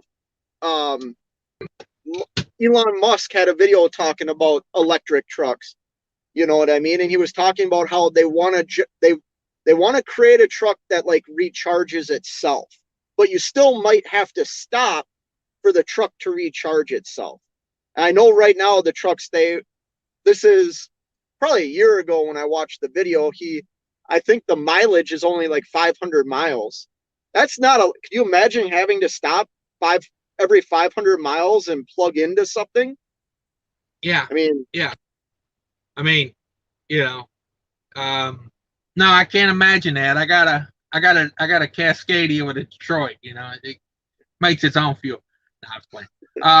So what they're talking about with the regeneration on those almost all electric cars, when you brake, instead of having brakes, the electric engine or electric motor will engage, and the friction will like send energy back to the battery. But yeah, you're still going to stop and charge them a lot because, like a Tesla car, if you're towing even like a light trailer, like a light little John boat, your power goes down by like, an extra third. So if you got a, what's that? But I can go 0 to 60 in 1.2 seconds. Right, but I'm saying you put 50, you put 40,000 pounds behind that Tesla, it's not going to go 500 miles. It's going to go 200 miles, especially up a hill. You're going to drink some fuel on some of those long West Coast pulls. It'll literally be to the point to where you charge at the bottom of the mountain, and by the time you get to the top, you're going to need to charge it again. Like, it takes a lot of energy to move 80,000 pounds up a mountain. When your truck starts downshifting, like, that is a lot of energy. You're probably burning like, I know, my fuel economy goes down like 2 miles a gallon when I'm going up a mountain. That's a lot of energy when you're burning 2 gallons of diesel going up, a 3-mile stretch of hill. Oh yeah. Like, ton of energy. Yellow hair girl says, honestly, they are jacked high because they can. They will mandate driver free autonomous trucks first. Yeah, I think we'll see that first. We'll see autonomous diesel trucks before we see autonomous electric trucks. Maybe on the corridor highways, but like not where I'm going on Monday. No way could the infrastructure would have, like I said, on the major interstates, yes, I see that as a possibility. But like where I'm going on Monday, I don't see how an autonomous truck could maneuver in like such a tight area, like even where I am right now. I mean, not saying it can't happen, but I don't think the infrastructure right now is designed for trucks to do 100% autonomous. You know what I mean? Maybe I'm wrong. A small box truck, yes, but a tractor trailer? Just think of all the sensors they're going to have on that. To make this corner to where I'm at right now, you have to go, like I had to kind of jump the curb a little bit. You know what I mean? Like to make this corner into this spot. These autonomous trucks are going to have sensors that I don't know if it would allow it to do it. It would maybe look at it like it's hitting something. You know what I mean? Well, the thing with the autonomous truck is it's just got to do it one time. And then it remembers how it done it. And then it remembers it. Then it's just got to make sure it don't hit anything in front of it, pedestrians, bikes, birds, whatever. That's the key to it. That's why I don't like running Uber Freight. Uber Freight's collecting a lot of data right now. They're not moving freight to make money. They're moving freight to collect data because they want to be a big player in autonomy. And they're collecting every time you run that route. They're collecting where you stop, how you hang a curve, how fast you hang the curve. Like, they're just tracking everything. They don't care about moving freight. They care about what you're doing and your data. So that's why I don't play with them. One of many reasons, excuse me, not the only reason. Let's see. Trucker Self Sean says, that's why I only get trucks without the computer chips. Yeah, something to be said about being able to work on your own stuff, like my ABS module started acting up. I thought it was an ABS sensor, so I had to take it to Freightliner. They had to put it on the computer, run a whole bunch of diagnostics, and then they were like, oh yeah, it's not a sensor, it's your module. So You know, what can I do? Like, I had to get them to diagnose it. Now I'm going to replace the module. You know, I ordered the module. I'm going to replace it myself. It's on back order right now, but well, technically it's at the house, but when I get to the house, it'll be there. It was like a week to get it. It wasn't that bad, but you know, it is what it is. It is nice to be able to work on your own stuff. I wish I could do it more. Jim says Just Trucking wouldn't miss the chance to vlog what's going on. Oh,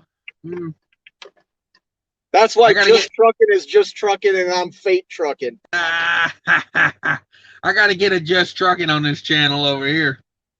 Damn, what's my bunk heater? Come on, I forgot to turn it on. It's cold outside here. I just turned mine up. Yeah, I just got mine going. It's back there huffing and puffing right now. 24 here tonight, so not as bad. Last night was -14 up there in New York. Wow. Cold.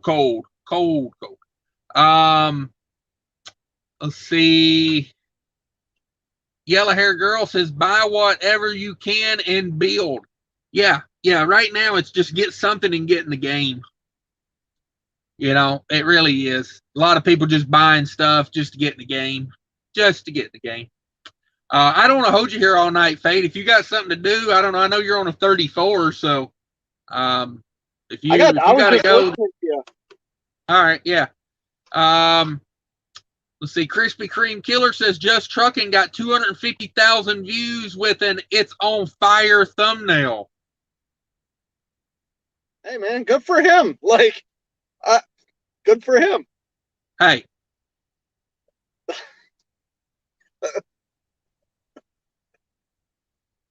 Stop it. Gonna get me beat up. I'm just saying, get out there and do it. East Texas Services. If I can go owner operator this year without getting into a super expensive truck, otherwise I will just keep saving my money and wait till 2023, 2024. Yeah. What's your thoughts on that? Like, just go for it or wait? So I'm kind of torn because I think if you have the money, like you have a good down payment, be realistic, understand that these finance companies are going to take advantage of you. They're going to charge you or ask for a huge down payment and charge you quite a bit in interest, even if you have good credit. I have good credit, and my interest rate before this market changed to what it is now was still high. So now I got friends that have bought in trucks, and it's like 23% interest they want to charge. But if it's something you really want to do it. I can only speak for myself that it changed my life, and not only because it generated me more money, it changed my whole outlook on my career. Bottom line. And the fact that this is all I really know is the trucking industry, not just driving the trucks, but like dispatching and stuff like that. It revived my trucking career to become an owner operator. So to tell somebody don't do it if you want to do it. Just understand what you're getting into. You're going to pay a lot for every piece of equipment you have. Make sure that the equipment is like in good condition, because trying to get parts right now is not the easiest thing either. So if you have the money and you want to take a gamble and you need to do that to like, not like to change, to feel good about the change in the direction you're going with your career, I say do it. Yeah. But it's crazy to hear those prices you talked about today. I've shared what I paid for my truck. I probably would not be in this seat had the truck doubled in price. Does that make sense? Yeah. You know, because I don't like to spend money. You know? Right. And that's, you know, I am such an entrepreneur. That's why I say, you know, and even in this market, I just have to go for it, because I have went bust many a times. It's just I've like when I was 16, I was getting loans from the freaking USDA to buy livestock and flip it. Like I've just always been a risk tolerant person.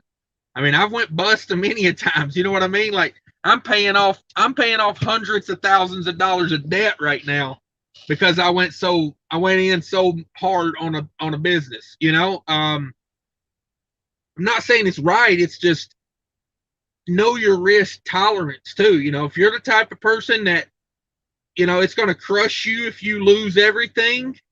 See, I'm not a material person. Like I could give two craps about material things. For me, I like business. I just like running business. So it's a little different for me. Like with a family and all. I've had to kind of pull that back a little bit, but like I think if I didn't have a family, I'd probably be millions of dollars in debt or millions of dollars ahead right now. Like, because that's just like I go all in. Like it's just how it is. So you just went really robot that whole statement, but I understood some of what you said. Yeah, you're right. There's so many factors that play into the decision you make, and that's why I chose to do this, to go the route. I wanted to run a business. I'm not just doing this like with no back office stuff. My days when I'm at home are spent catching up on all my paperwork, profit and loss. Like I like that part of what I'm doing now. Like it's more hands-on. I'm more involved in everything about this company, my little company, you know what I mean? right. The key is it's yours though. It really never mattered like how big the business was or how successful it was. I just always wanted to be running a business. Just the monotony of the day to day, it actually excites me. You know what I mean? Like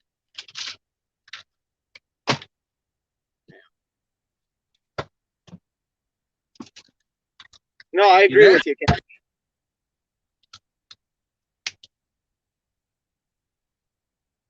Yeah, no, it's just I think a lot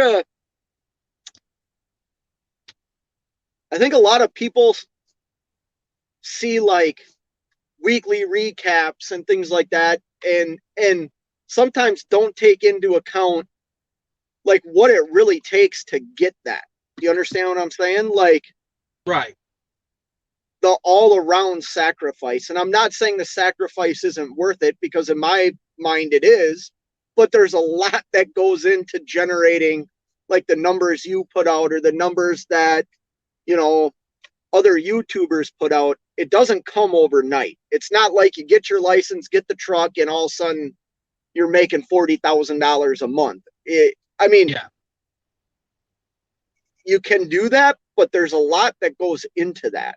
And then trying to keep that money is the hard part. Right. And not having that materialistic mindset is great. Like I don't have that at all. I bought a car that has 250 some thousand miles on it, and I still drive it, and I could go out and buy any car I wanted to right now, and probably get 500 views. Like, I'll be honest, like I could walk into the dealership of the car that I want and get views and say, this came from trucking. Well, it didn't come from trucking. It came from my freaking discipline and like how I manage money. That's where it came from. Yeah. Yeah. It's like to think, and a big part of like talking about weekly recap and seeing the money and everything. Remember, when you're a company driver, when you leave the truck, you can forget it. You don't have to think about it. But when it's your business, you don't have that luxury. Like when someone, when your friends are going out and having a good time, and you got a choice: deliver on time or stay out with my friends. Go home and go to bed so I can get up at 4 in the morning and leave out. Go out and party all night. You know, that's the difference. Like company driver, who cares? Call it in. You know, get up at 5 in the morning, leave a voicemail, go back to bed till 10. You start doing that as a business owner, and before you know it, you're a company driver. Well, like, that gets back to the sacrifice. You know, I mean, you make fun of me all the time. DIY does. Like, I took time off to go ice fishing, right? Right. You know what? That's the first time I went ice fishing with my friends in over a year. Every time they called me, I said no to them, and it got to the point where, like, they quit calling me and asking me to go. But yeah, they didn't do it because they were being assholes. They just did it because they knew where my priorities lie. As much as I want to go ice fishing, my load, my truck, my family, all that comes before going out to the club or going out to the ice house. You know what I mean? Going over to the 90s. Yeah. They were in a news story I seen the other day. I was like, oh shit, look at there. The 90s was in the news. Was I on the cover? It looked like you standing in line in front of it, I got to be honest. Waiting to get in, but you had on a mask, so I couldn't tell. Let's see. And not a N95 mask, like, you know, like a leather mask. Oh. Let's see.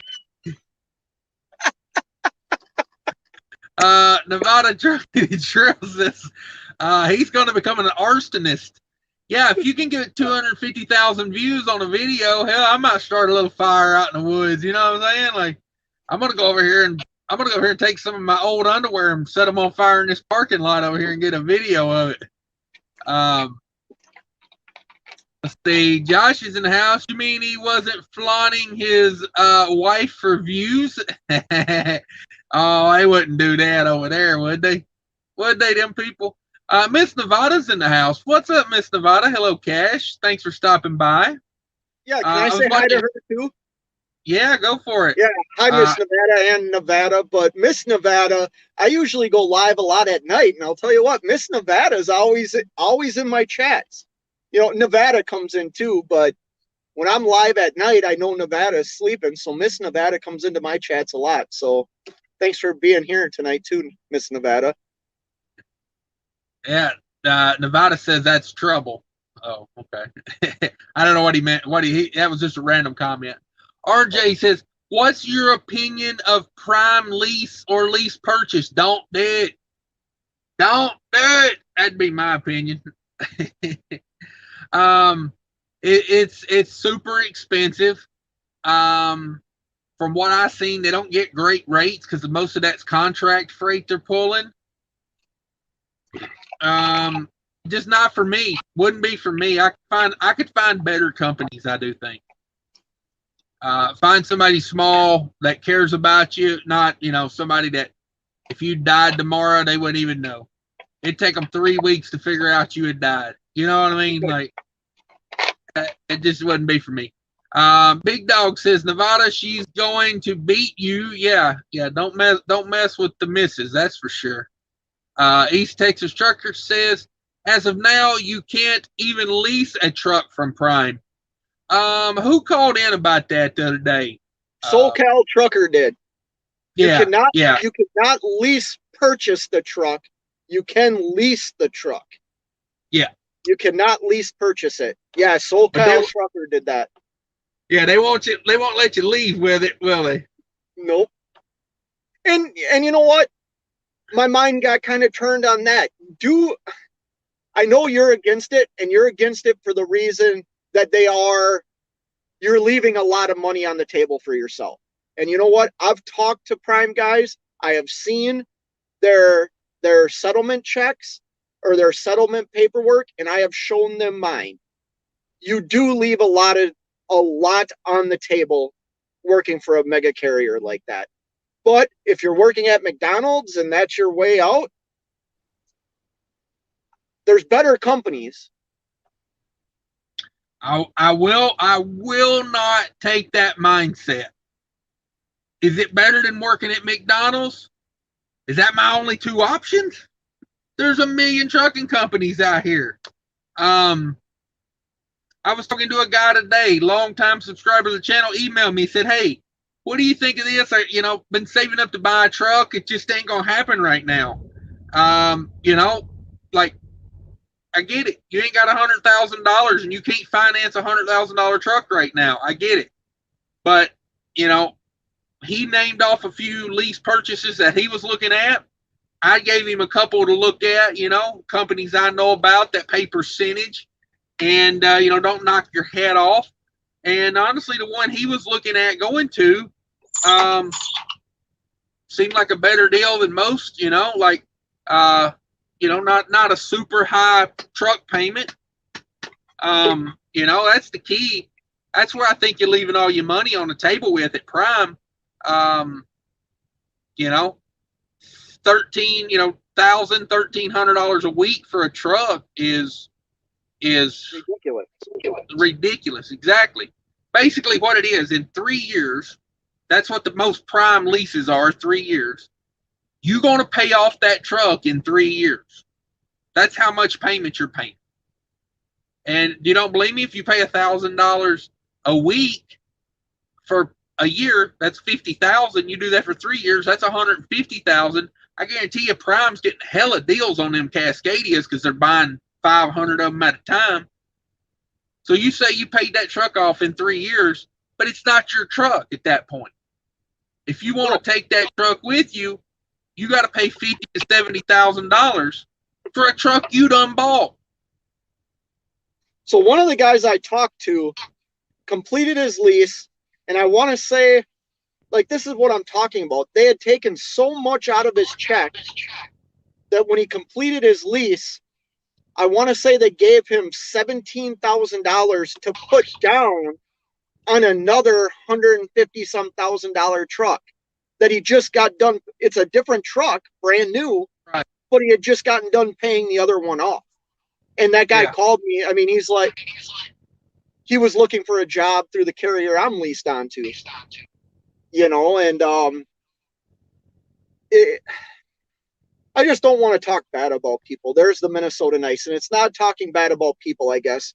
But yeah, it's highway robbery, man. It's not right. Well, my thing is, you know, it's consenting adults agreeing to something. So I can't knock Prime for it.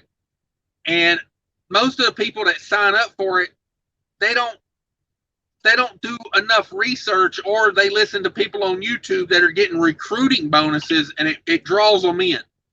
You know, they paint them a pretty picture and it draws them in and they do it. My thing is, and I will just do more research. If you're thinking of Prime, do more research. There's a lot of companies out there. Go to random cities in the U.S. like I do with the Craigslist job search. Just pick a random city in the U.S. and start going through every trucking job. Eventually, you'll come up on some better lease purchase deals if you've got to do a lease purchase. Just do more research. That's all I got. Nevada says, I got in trouble. Let's see. RJ, I did hear that. Yeah, that you can't get a truck over there. Yeah, it's a good thing, in my opinion. You can't get a truck from Prime right now. DJ says, we refer to it as a West Coast turnaround. Come on.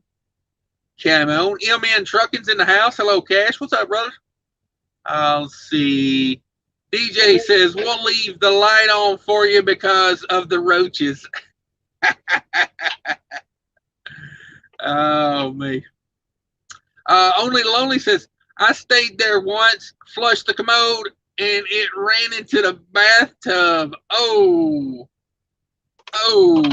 that is gross. Little backup, little slow drain there. Trucks are sounding more and more appealing by the minute. Yeah. Yeah, some of them hotels, man, those cheap hotels,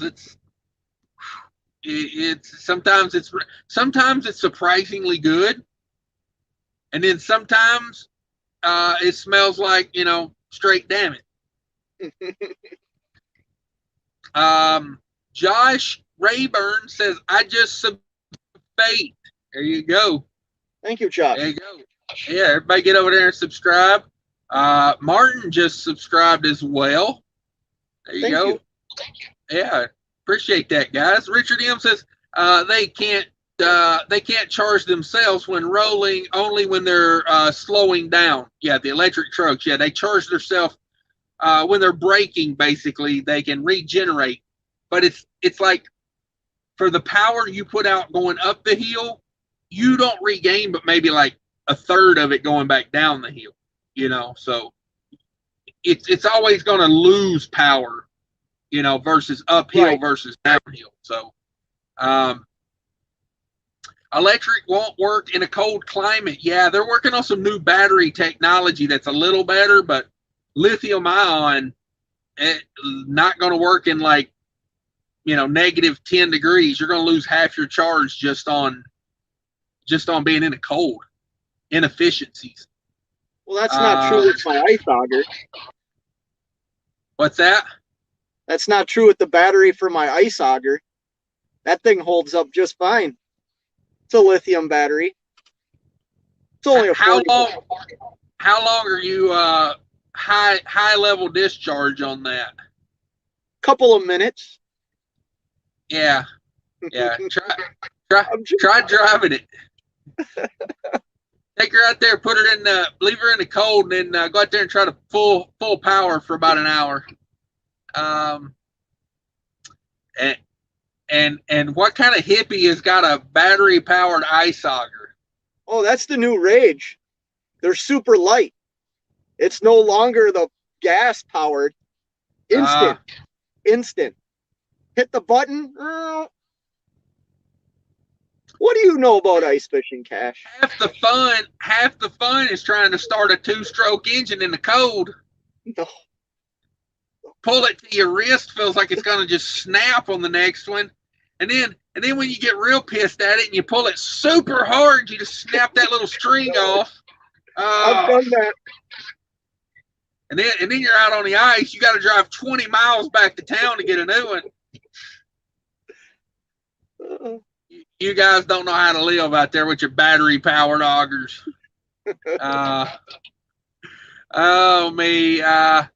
Ellison says, good night. There you go. Thank you very much for stopping by. Josh says, it works so well for the Prius, LOL. Yeah, that regenerative power. There's a Nevada link, everybody. Nevada subscribe to you. There you go. Catfish Mike says electric trucks are direct drive from the motors, no transmission. Yeah. That's always nice. You don't lose, you lose a little power with a transmission. I do think some of these electric cars have transmissions now, though. They're like changing it up a little bit. Or maybe that was on Rich Rebuild or something like that. I saw him do something like that. Let's see. Josh says the battery price is outrageous and the vehicles are just throwaway when the batteries go bad. Yeah. Anytime you got a battery powered car, the money's in the battery, without a doubt. Let's see. Where was we at? Bobby G says, what happens when one sensor goes out? Yeah, exactly. Your autonomous truck shuts down. That's what happens. Philip says the only way autonomous trucks will work is if all vehicles went that way. Let's see. David said, who's a good place to finance a truck through? It's getting hard to find right now. It's getting hard to find. Big banks ain't going to touch it. Well, I know my credit union will.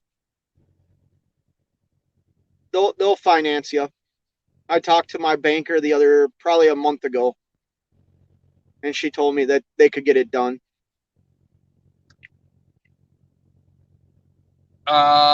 Is your credit union out there in the Woodbury area? It is. Okay. Do they start with the letter T? No. Okay, never mind then. Never mind. Different place. Mine starts with a T. And I think they do have a location out there in Woodbury. That's why I was asking. Let's see. Yeah, when I say the big banks, like, you know, Bank of America, Wells Fargo, you're going to have a tough time going in and getting financing on equipment with those guys right now. You just are. You just are. Shannon Thomas Trucking in the house. Thanks for stopping by. The good, the bad, and the ugly. Oh, who was the good and who was the bad and who was the ugly, Shannon? DIY is not here anymore, so we'll say he was the ugly. I think she's leasing a truck. I saw a video she posted the other day. Yeah. Oh, speaking of the devil, there he is. DIY Semi says, science. Science. You better not be texting and driving. That's all I got to say. He's the safety guy. Yeah, exactly. Standards. Oh, wait. Let's see. See, I can pick on DIY because I don't work for him, but you got to be cautious over there, Fate. he can make your life hell. Victor says, good evening. What's up, Victor? Thanks for stopping by. Turbo's in the house. Alex is in the house. Bobby G says, I'm at an 80-20 split company as well. Oh, wait, I'm at an 80-20 company as we speak. Yeah, I think that's a good way to get into the owner-operator game, you know, a good percentage-based carrier.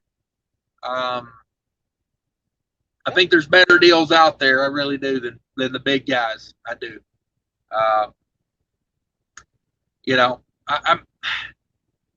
I'm saying if Prime is your only option, I'm not going to knock you for it, but I'm saying do more research before you just, you know, you watch one video on YouTube and some guy's on there, you know, hey, I'm at Prime, I make, you know, $50 billion. Like, there was a Prime guy on Asian Mind that grossed $400,000 last year. But I didn't watch the video. I'm assuming if he's at Prime, he's probably a trainer. Or he's got a fleet of trucks. Now, I mean, this was just his truck. This was one truck had grossed 400. But when you break the numbers down, it was like, damn, Prime's getting a lot of that, because it was like I grossed 400 and then I netted like 114 or something. And I was like, damn, they got him. They got the boy. I mean, can you imagine if you was running, you know, say you did run teams and you was grossing $400,000 over there where you're at? Like, how much of that do you think you'd net? Where I am? Yeah, like probably 3. Like, yeah, the only thing I pay for is my fuel. Right. And, yeah, probably 3. Yeah. Bobby G says grossing 10 to the truck is easy now. Consistently, it's, I don't know if I'd say easy, but it's, you know, it's a lot more doable than it used to be. You know, used to, like, literally, maybe once a year, I'd get up to like $7,000-8,000. You know, and I mean, I'd just be like, woo! You know, I put in 3,500 miles this week, and I made $7,000 gross. You know, I'd be over here clicking my heels together and jumping for. Now it's like, I put $7,000 in a thumbnail, and nobody watches the video. They're like, what is this guy's problem? Like, he only made $7,000 last week? Like, damn. Well, that's the warp mind. I mean, that's the warped mind.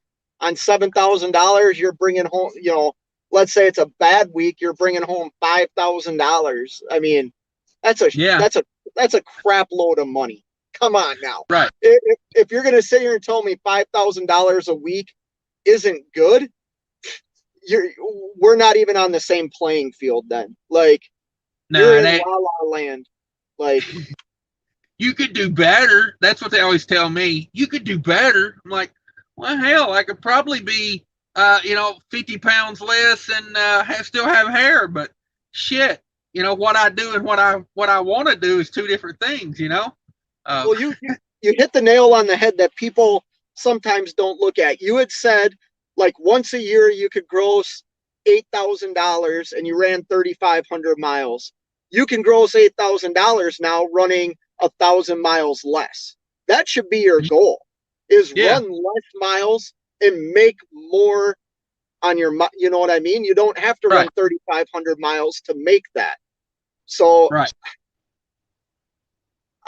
and each business and each person's different. If you only need to make, somebody like me, I have a set dollar amount I need to bring home every month. You know what I mean? I don't need to make $10,000 every week to live a comfortable life. Now, I do, but you know what I mean? Like, I don't have to do that. Right. Does that make sense? Oh, totally. Totally. I was talking to a buddy of mine the other day. He was talking about buying a set of drive tires. And I said, here's the thing. And this guy's been an owner operator probably about, 8 months now. And I told him, I said, the key is nowadays you can stop in the middle of a load, buy a set of damn drive tires, go deliver the load, and still call it a profit. Yep. You can pay for a set of drive tires for what you made on one load. I said, it's not always been like that. Used to, you had to plan for months on a set of drive tires. And you hoped and prayed your crappy Maypops held out so you could save up a few extra hundred and buy some good ones.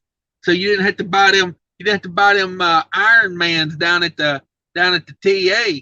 You look at. I don't want to. So, like, how people talk of, like, they break.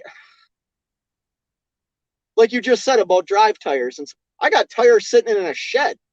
You know what I mean? I ran a load and thought, you know what, I'm gonna this load will pay for 6 more tires. I'm just gonna buy them, and I did. Yeah. After putting all new drives and steers on my truck, I got a great deal on more tires, so I bought them. Yeah. You know what I mean? But that was in preparation for what's going on right now with increased tire costs, not having the tire that I wanted in stock. I would rather spend my money that way. Invest in the thing that makes the money. Yeah, I got 2 drive tires sitting at the shop right now, because what I do is people buy trucks with super singles on them, and then they don't want the super singles on them, so they pay to have them taken off. You just buy up the tire.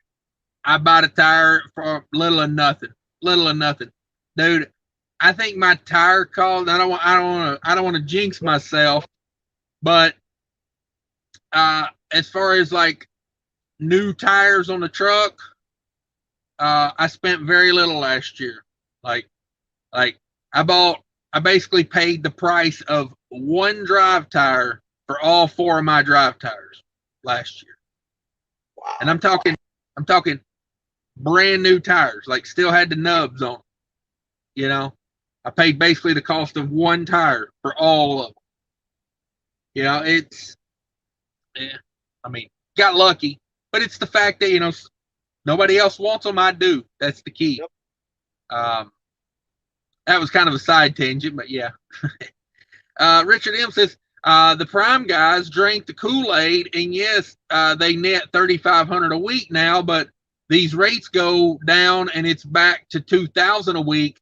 If they're lucky, $2,000 a week. I used to watch a guy that went over his, I used to watch a prime guy that went over his pay stub every week, And literally 1 week would be 2,500, and the next week would be 1,000. The next week would be 2,500. The next week would be 1,000. The next week, and I'm like, and he's averaging like 1,700 a week, and I'm like, I'd be damned if I risk everything for 1,700 a week.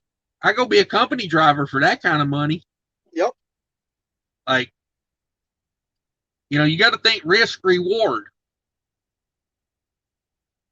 Yeah. My boy Wildbeard, is that the Wildbeard? Wildbeard Trucking in the house. What's up, Wildbeard? Thanks for stopping by. Appreciate you. Philip says, forgot the augers. Get a pickaxe. Exactly. Exactly. Get yourself a handsaw and go out there like a man. Cut yourself a block of ice. No, I ain't gonna do it. We're bougie when we go ice fishing. We ice fish in style.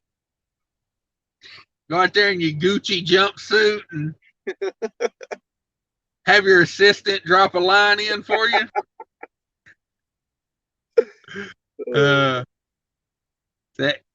I'm gonna update my YouTube while you catch a fish, and then I'm gonna take a picture of it and put it on my Instagram. I got so much crap for vlogging our little ice fishing. Oh my God, my buddies just, man, they tore me apart. Kind of like you and DIY.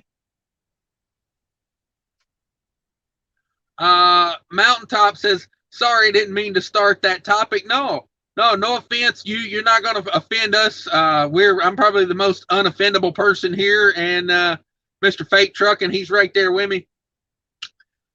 You know, I'm very opinionated. You bring something up, I probably got an opinion on it, and Prime is definitely one of them, because I think companies like that, they hurt the industry because they can haul freight very cheap.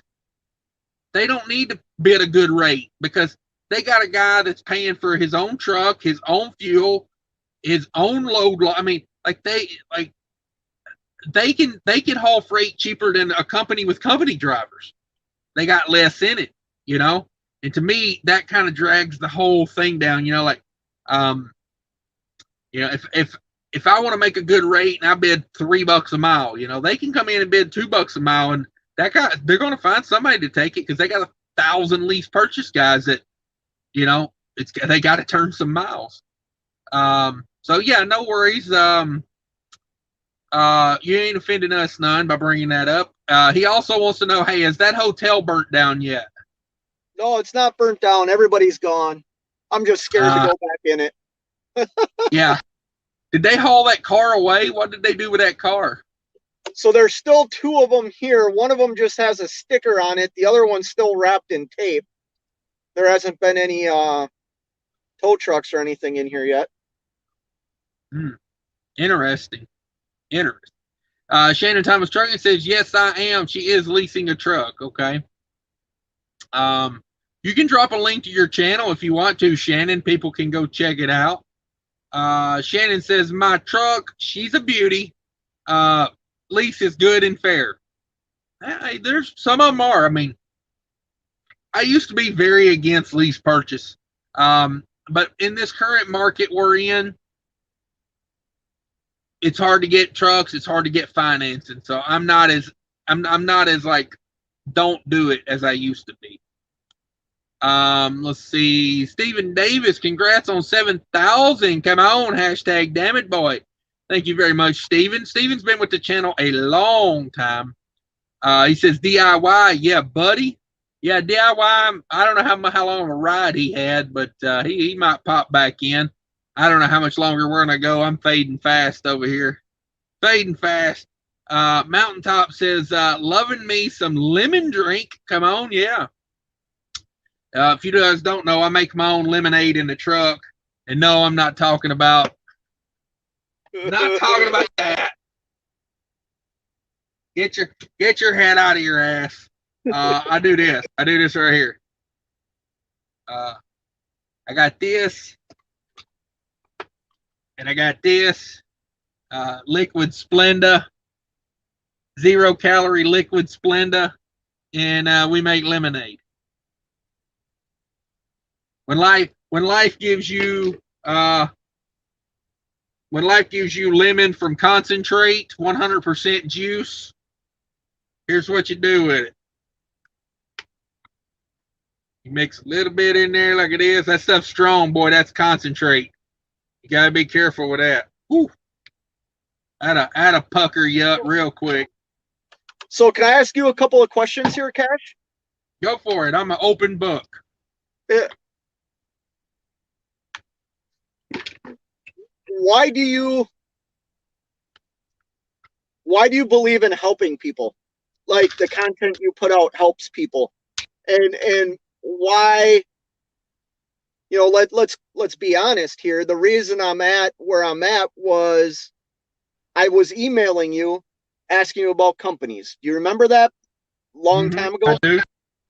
And then you kind of gave me a lead, and then you gave me a lead on DIY too.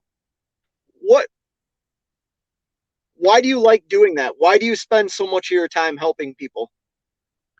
Well, I charge people for it. I don't know. I never got your payment, but whatever. No. I mean, like, you know, I feel like it'll come back. You know, like I'm not a big fan of karma and whatnot. You know, because if karma worked, you know, they'd be, you know, pedophiles hanging by their toes in the, you know, in the street. But yeah, I'm just saying, like, I do believe in, like, you know, I believe you govern yourself with your own conscience. You know what's in your heart, and you know if you help people and you tend to do the right thing, you have a better opinion of yourself. That way, when you have success, you don't feel guilty about it. You know, if you're a shitty person and you have success and you're like, you know, you start getting this guilt. You know, I don't need none of that. So it's funny how you mentioned that, because that kind of leads to my next question. How does it make you feel personally seeing where I'm at today from when I talked to you a couple of times on the phone or exchanged emails with you with my old current situation? You know, did that make sense? Yeah. Like, obviously, yeah, no. you have a hand in this. All right, let's call a spade a spade. You're not doing any of the work, but you had a major hand in my success. Right. And still do.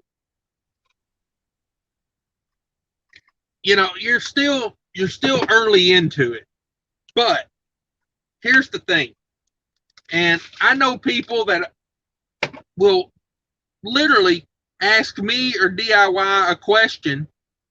We will give them an answer, and then they'll argue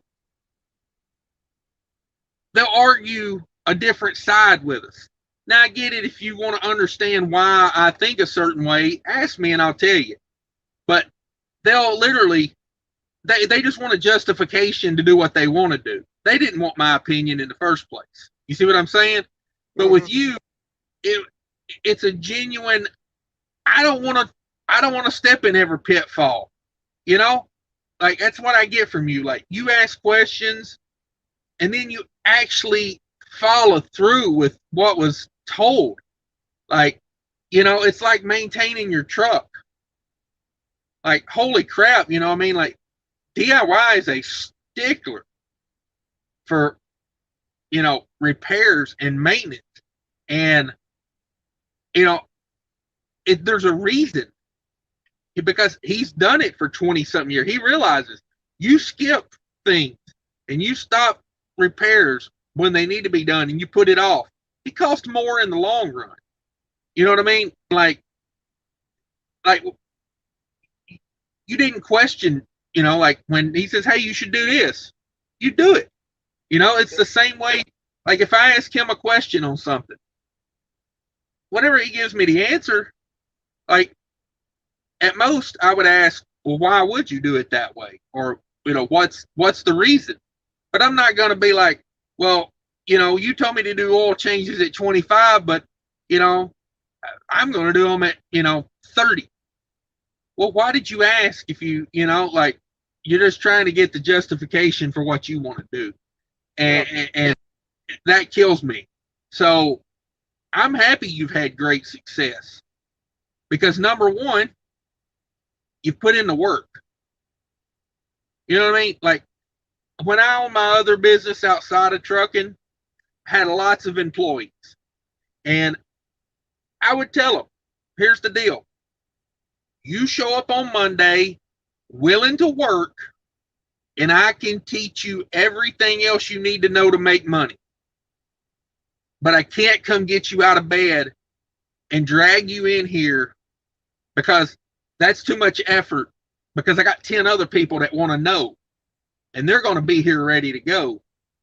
You know what I mean? Like the only thing I can't teach people how to make money is the want.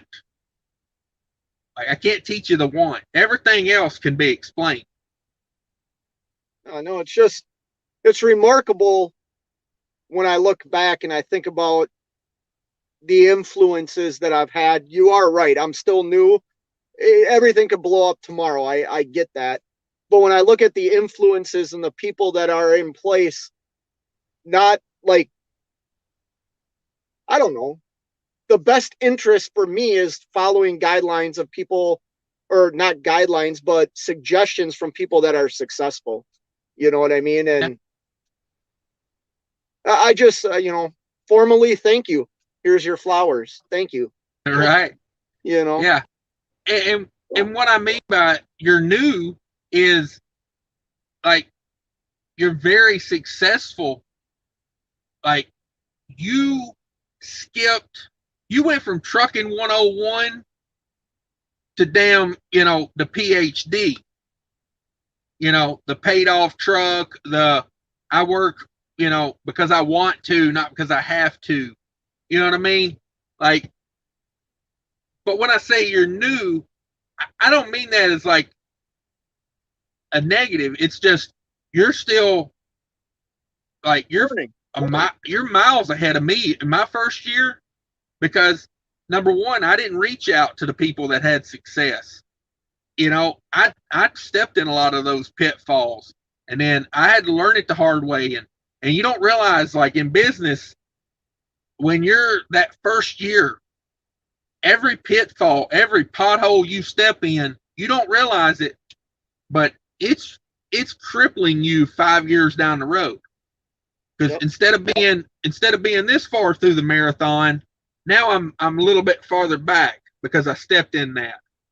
You know what I mean? Mm-hmm. Like, so with you, you went around a lot of those potholes. So 5 years out, man, you could be way out there. So congratulations to you. I mean, for the fact that you are where you are, it says a lot about, who you are and how you will succeed. Because I know people that have had this same opportunity you've had. We got them here where I'm leased on. We got guys that every load's a problem. Every time the tiniest little thing can happen to the truck, and they're right back to square one.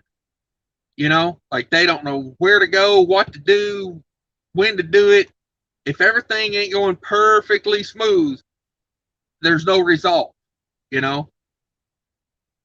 no, I see that. I mean, I see that all the time. Yeah. I see it. I wanted to ask you those things. I mean, obviously I've talked to DIY about it. It's just, I've never asked you and how you felt. Like you mentioned like that karma thing, and like I'm not a big believer in karma.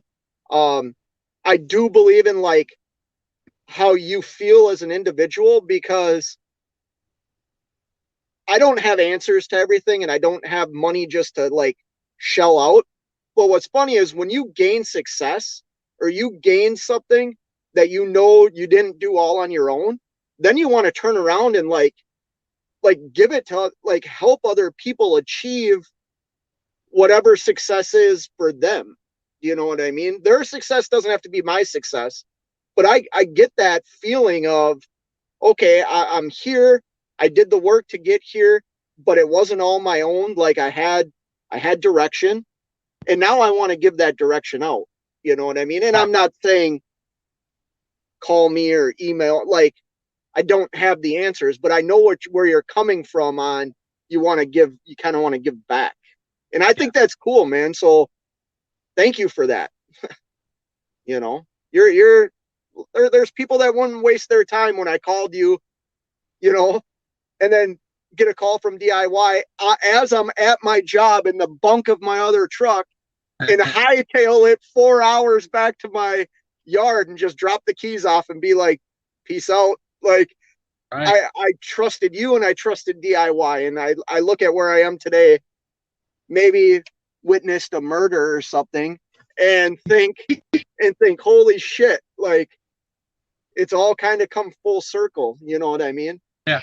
It's well, and you know, you said something there that I want to correct you on, and you said, you know, I'm only a year into this and maybe I don't have the answers. But you do.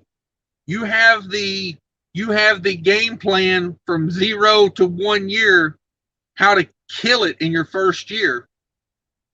See, you've got that. So you should share that on your channel, because, you know, I don't want to come across like I'm an ego. I do have advice. I do think of things that are good ideas. I just don't want to come across like I'm an egotistical, you know, prick. I don't think anybody would get that from you. I don't think you come across like that. I come across very preachy. I did want to start a church, you know, just so I could get 10% of everybody's income. But then I also didn't want to go to hell for being, you know, blasphemous. So I didn't follow through with that idea. But, you know, I do come across very preachy. I watch my own videos. Trust me, people. I get it. Like, you know, I scream at the camera. You know, I might as well build a pulpit in the back right there and just stand up there and, you know, go at it, you know. Yeah, slam my Bible and, you know, give me a rag and pat my forehead, you know. Like, I mean, I could be an old school preacher for sure, but I don't know. I mean, it's like, I would put it to you like this. I think, like, to share your experience and to share your experience level up to where you're at, I don't see how that could come across arrogant, because that's just you sharing what you've done and you know. Now, if you get on here and you start saying, I'm going to show you how to fly an airplane today, kids, you know, and, you know, you get your clipboard out and you pretend like you're flying a plane, you know, then people are going to go, what the hell is he talking about, you know? But, you know, to get on there and talk about the things you've done and your experience. And I will tell you this, I once had a thought on my YouTube channel. I said, how many people are owner-operators on YouTube already, and yet I'm going to just be another person saying the same damn thing? And then I thought to myself, you ever have that one teacher in school that just, you understood what they were saying and the way they were teaching it, and then you go in the same damn class and there's somebody else teaching it, and you're just like, what in the hell are they talking about? And that's when I had my mom was like, you know what, I'm just going to put what I know out there. And that's at one person listening to it. If it's what they need and it's explained the way they need it, that's all it was there for then. You know, the other 500 views are, you know, just people supporting the channel. But if it's that one person that needed it, that's, you know, that's what it's there for. Oh yeah. And that one person was me.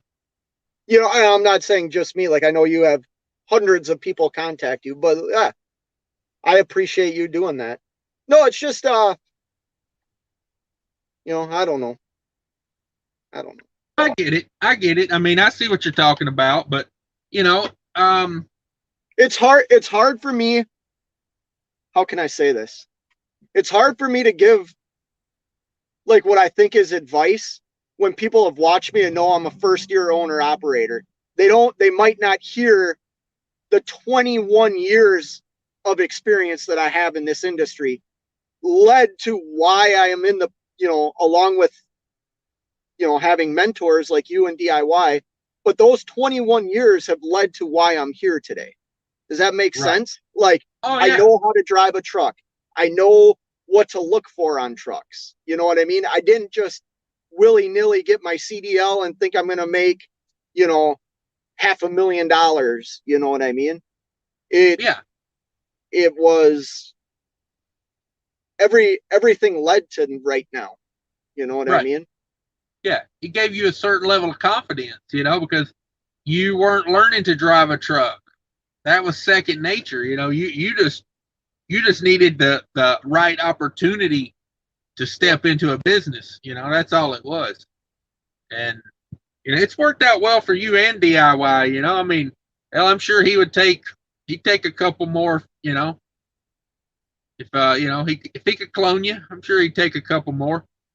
Let me turn this bunk heater off. I am literally like sweating over here. I'll look at a couple of comments real quick. Go for it.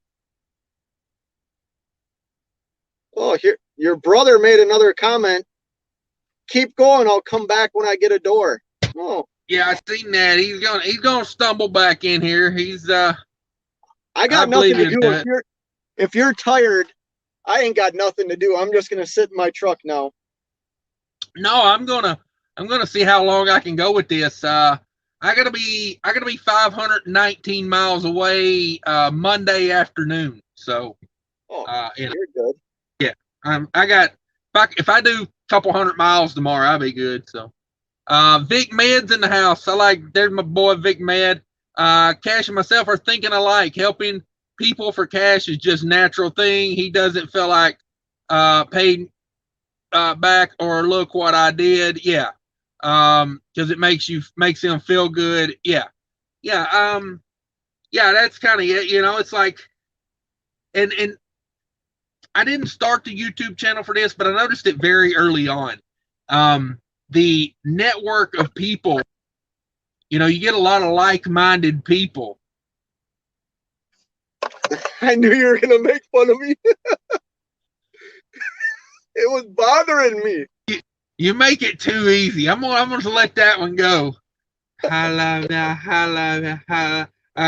I had to get to a different mindset there. I had to reset myself. My Buddhist side.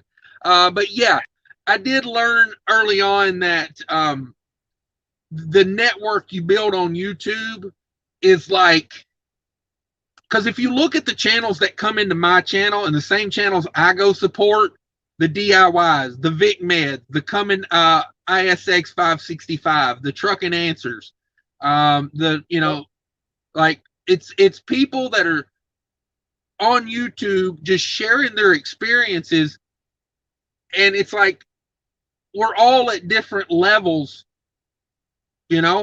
but we've all got a different perspective on it. And I noticed that early on in YouTube, and that's one of the reasons that I really wanted to stick with it, because I'm like, there is a network of people here that are genuine people, like nice, answer questions, help you out people. And man, there is a lot of them from a lot of different perspectives. You got DIY like Wisconsin and doing reefer. You got Vic Med out in California doing, dry van, local, stuff like that. You got, just people like from all walks of life, and the amount of knowledge that you can get from that it's crazy. So that's one of the main reasons I really wanted to keep YouTube going. Sorry, go ahead. No, that's what how can I say this? I'm still new to YouTube, so I still get shocked when I see like a big name come into my channel, that it's somebody that even in the scenes, they don't know who I am, but I've supported that channel or I've commented on that channel. So it's cool that they then in turn support me. But you bring up people like Vic Med. Do you know I watched one of Vic Med's old videos the other day because I remember when my boost sensor went out? I knew that he had changed like the dozer sensor in one of his trucks. I saw the video like 2 years ago or a year ago. So I went and rewatched that video, and I was, along with DIY, I was able to locate where my boost sensor was on my truck. So like, people make a video of something that at the time, I don't think they realize like they're helping somebody in the future. And that's what I want to do in YouTube. Yeah. I mean, I'll be honest. I that's what I want to do, and just like vlog my life right now. You know what I mean? Yeah. No, it's exactly right. You know, a lot of those videos, you're just like, you know, you just make it, but you know, in the future, it's going to help some people. RJ asked, what do you eat out on the road? When are we going to get more cooking videos? So my truck's kind of a mess right now, but I'll show you something. I'll make some more videos. I bought this thing. I set it up because of my bunk heater. So I bought this back in December. And what that is it's a fridge and freezer. So like, I cook all kinds of things out on the road. I think right in there right now I have I'll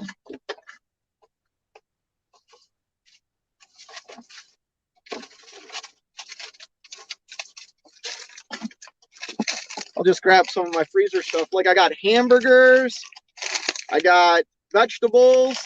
This is a pork loin, more hamburger. I got pork chops in there. You know, I cook out on the road. I try and save money when I can, and it's expensive to eat out on the road. I mean, if you walk into these truck stops and get lunch and breakfast, you're going to spend probably, I bet you could spend easily $50 a day, if not more. Oh, I'm going across a turnpike right now. Yeah, $15 a meal in there.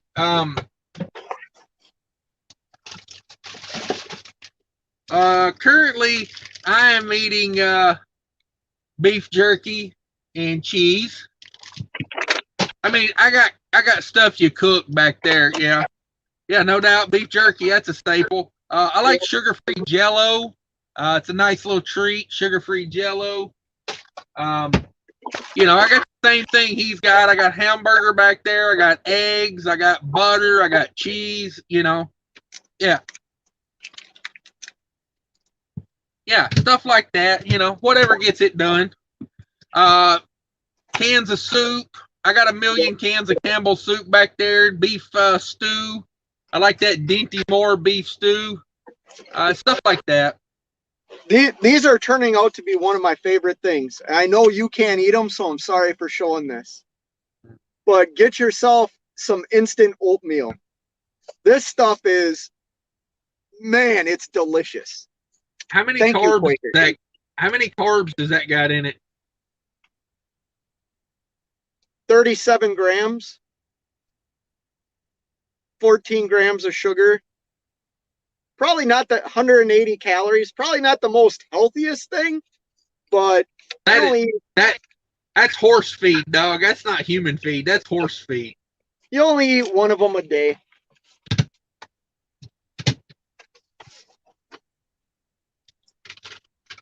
I'm gonna tell you the most staple food I probably eat is hard-boiled eggs. Oh yeah, hard-boiled eggs. I like the eggs Land's best. I seem like I get the stinkiest farts from those, so I go with these. I bought those egg beaters. You know, like it looks like a carton of milk. Yeah. I'm really liking those too. Those are just the egg whites, though. There's no yolk in that. The yolk is where all the fat's at. I'm not worried about fat. What do you live on? You live on sugar, don't you? Hell no. Look, diet, and this wasn't drink today. This was, man, I don't remember when I started drinking this. Maybe Wednesday. DIY gave it to me when I was at his house. That was my partying gift, was a 2 liter of soda. So you just go to his house, get in the fridge, get his soda, and leave? I got food. I got food in his fridge. Actually, it's in his freezer. Oh man, how he puts up with you, I'll never know. I don't know. He says DIY says keep it going. Okay, he's gonna come back. Richard M says I can see what Fate is saying. My tire guy is my friend since 2010, was going to lose his house 4 years ago. Now I get tires from him at cost, batteries at cost, everything at cost. I lent him $20,000 to save his house. Yeah, you know, helping people out, man, it pays off. It really does. Alonzo says, I have to catch y'all on the replay. Seems like a really good, but I got to go down the road. Yeah, the smart thing is if you've got to get up and go to work, go get some sleep, you know. This thing, I don't ever take a replay down. I'll cut this up and make 50 videos out of it because, you know, I'm a content hoe.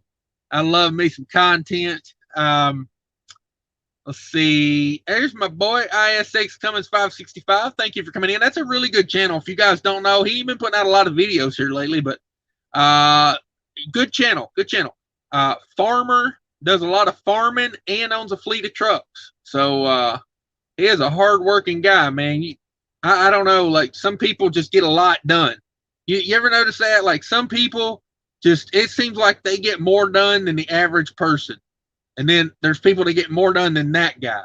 And I feel like he's one of those, like, just gets a lot done. Constantly doing something. Shannon Thomas says, yes, but Cash, you have a damn great skill of edutainment. Yeah, thank you very much. I appreciate that. I love compliments, especially from the ladies.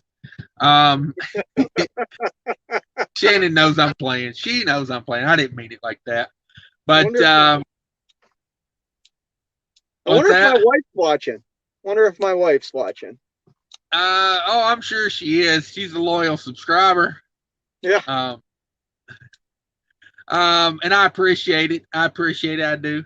All 7,000 of you, you know, when I win the lottery, we're going to have a big party. All my subscribers. Josh says, Fate Trucking definitely need to share and inform. I'm interested what you have to teach. See, there you go. There you go. It's true. You know, like I heard a guy say one time, you know, like, and this isn't a dig on you. This is just to give an example, but like, you know, even the village idiot has something he could teach you, you know, like, and I mean that you look at that as far as me, you know what I mean? Like, everybody's had experience in a different way. You know, that's what I mean by that. Like, even the village idiot has had an experience at some point. There's something he has done or seen that you haven't. You know what I mean? Like, yep. So there's something to learn from everybody is the way I look at it. You know, you just gotta, you know, be careful because I guess it's like their intent with it, you know, because some people, you know, it's like these people that recruit for the big companies, you know, like they might be telling you the truth, but it's like, it makes you question it because, you know, they'll tell you all this information. They'll be like, oh yeah. And by the way, use my code if you know, put in an application. And it's like, oh, now I question it. But sometimes, you know, it's like they're just being honest, but they would like to get a, you know, referral bonus. It's kind of like me with Mudflap, you know, it's like I genuinely fuel 95% of my fuel with Mudflap. And I think it's a great deal, but I also want that free $10 in fuel. Like, yeah, I'm the same way. I've started using Mudflap. I mean, the carrier I've said this, the carrier I'm leased onto, we get great fuel discounts. But I've ran in after talking to you. I've done numbers and I've seen things at these big truck stops. Mudflap's a lot more convenient for me to use, you know. Yeah. And I'm using it more. Krispy Kreme and let me make sure I didn't miss nothing there. Yeah. Hang on. Okay, yeah. Krispy Kreme Killer. I love that name. He's a channel member, by the way. Says, It's all in the delivery. A lot of great info on the tubes, but some of the delivery sucks. Yeah.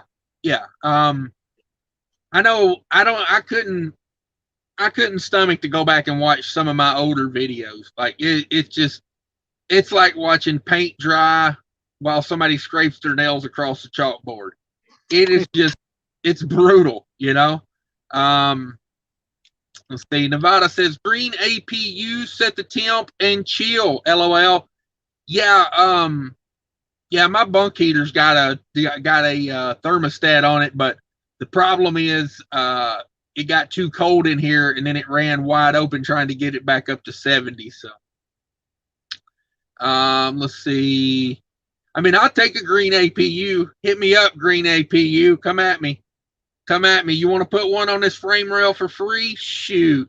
I'll just trucking it all the way into the bank. Nevada says James Best has some competition. Watch out. Competition. Okay. DIY guard shack log jam, or as he says, guard Zach log jam. I don't think his talk to text is being good to him today. You still ain't got a door? I'll be damn. He was at the guard shack at 10:55. That was 10 minutes ago. Are you doing the 5 mile an hour creep across the parking lot? That's I've delivered there, and that's a quick. I've gotten doors pretty quick when I show up there. Yeah. Well, you flirt with the guards, you know. I don't know if he's got moves like that. I'm not gonna lie, man. I do sweet, like, not hit on guards, but like, I'm very cordial. I'm very cordial at shippers and receivers and brokers. Like, I probably do kiss ass, but it works in my favor, so I continue to do it.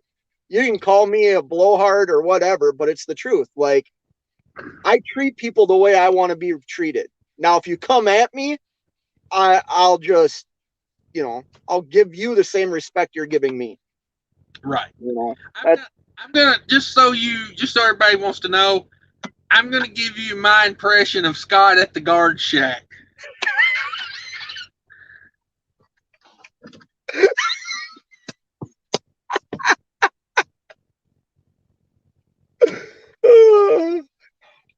That ain't it.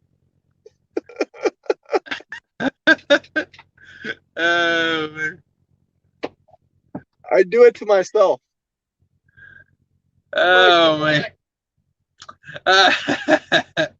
Oh, Matthew says crock pot with a pork butt in it makes kind of asadas pork tacos. Holy hell, I like that idea. I had an Instapot in here at one point, and it's now at the house.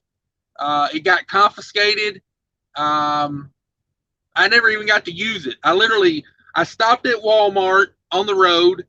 They had them marked half price because they were missing the little thing that makes them a pressure cooker, the little weight.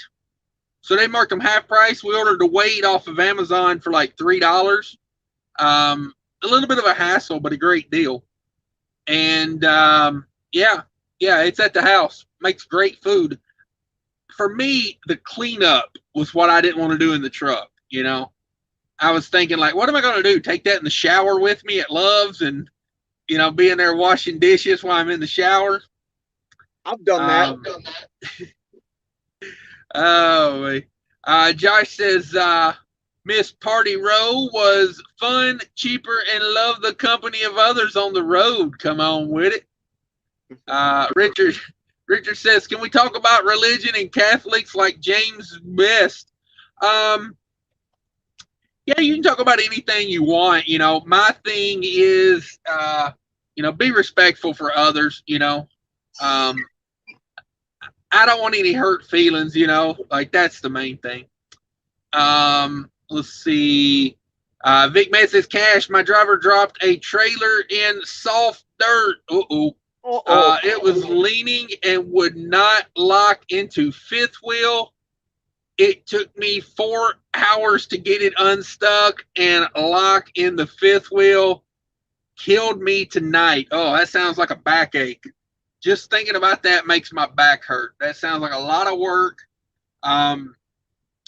Near my house, me and my buddy used to work for the same company. We were leased onto the same carrier, and we had a little old gas station there that we used to park our trucks in, and he parked in some little fine gravel that had probably been there since the 50s. And I used to leave my truck and trailer parked there and have somebody come get me. It was like 2 miles from my house. Same for him, but he didn't have anybody to come get him, so he would unhook. And boy, he didn't put some wood under that one time and had a full load on there, and it literally sank to the damn nose of the trailer was touching the ground, like the legs were sunk. It cost him like $500 to have him come out with a big rotator and pick it up, and it took them a minute. They had to dig, like he had to get out there with a shovel and dig around the feet, you know, because the feet on the landing gear was like anchoring it in. Oh, it was bad, dude. It was bad. But sorry to hear that, Vic. That is a bummer. Josh says, trucking now is nothing like it used to be. We used to be a family. Most now don't even move over if broke down on the side of the road. I have been noticing that a lot here lately. Like, people do not get over for, you know, things on the side of the road, man. It's like, I went to school with a guy, friend of mine, Joey, and he was helping someone change a tire on the side of the road, and somebody struck him and ran over his damn head, and it killed him. And so, you know, it touches home to me because, you know, a good guy, like somebody willing to stop and help a stranger change a tire on the side of the road, you know, no longer with us because people can't move over a damn lane. It sickens me. It's like, I see it with trucks all the time. There's a lane there and there's not even traffic and they won't get over. It's like, what are you doing? Like, that guy could be like, you know, standing in front of the truck, and when that air hits him, it could knock him down. Like, you know, like, I don't know. Yeah, I agree. Let's bring one DIY, aka Tater Man, in here. What's going on? Hey, did you call that in? Does the broker know where you're at? Ain't no broker, dog. Ain't no broker. Ooh, direct. He's talking direct. That lady at the Walmart desk and heads off in there. Woo! Really? People can't follow directions. Does that surprise you? No. When Walmart, when Walmart's icy, they have you stay connected, right? Yep. Yeah. They're telling everybody to stay connected tonight, and people are dropping their trailers and they're just ripping their heads off. Then I got to be in line. Did you drop your trailer too? I'm like, no, I stayed connected like a good boy. Right. Hey, I'm going to run to use the restroom while you guys talk, okay? Oh, yeah. Going behind the truck? Yeah, exactly. Over here on my neighbor's tire. I'll be back in a minute. All right. I hope you don't have those Dollar General bags. Them things rip right through. Especially with that McDonald's heater he's going to put through it. He's going to do some damage. So you finally got checked in. You're at the door. I'm indoor. You know, the nice part about these loads that when you go to a Walmart, you always get one of the doors close to the receiving office, right? Yep. You notice that?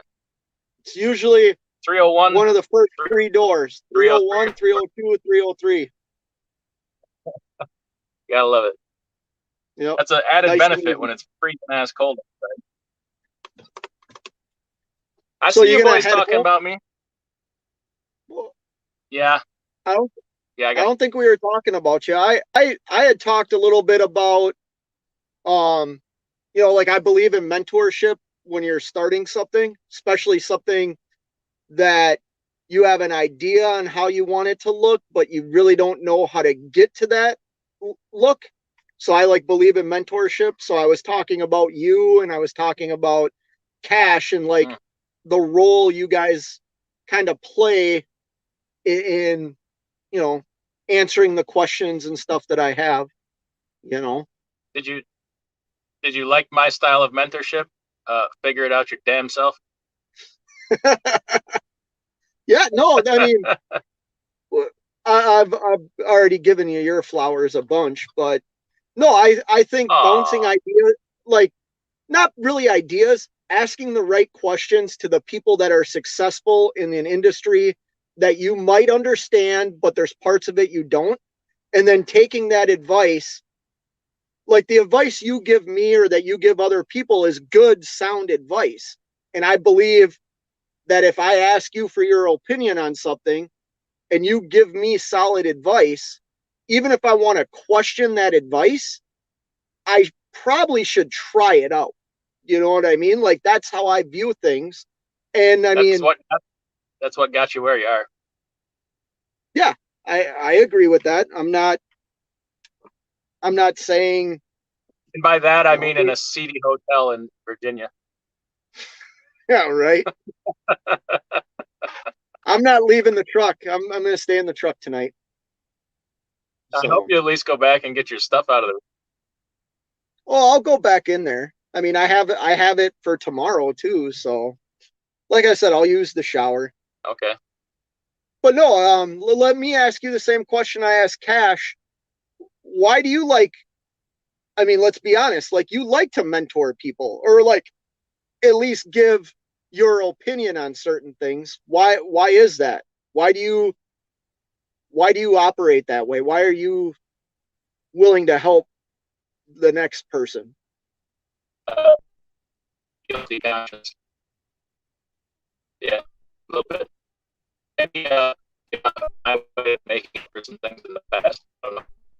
But I'm not as willing to help sometimes as I used to be, because I've figured some things out. Like, some people just want to suck. They're like time vampires. They just want to suck all your time. They don't want to listen or hear what you have to say. They just want to, like, some people just want to argue, and I ain't got no time for that, no desire. But the people that like really want, like, even today, there's some people that really want to help mine. You know, they're like very grateful. But like the like argue, I don't hear that anymore. Breaking up pretty bad, Adam. Or somebody that's suspended.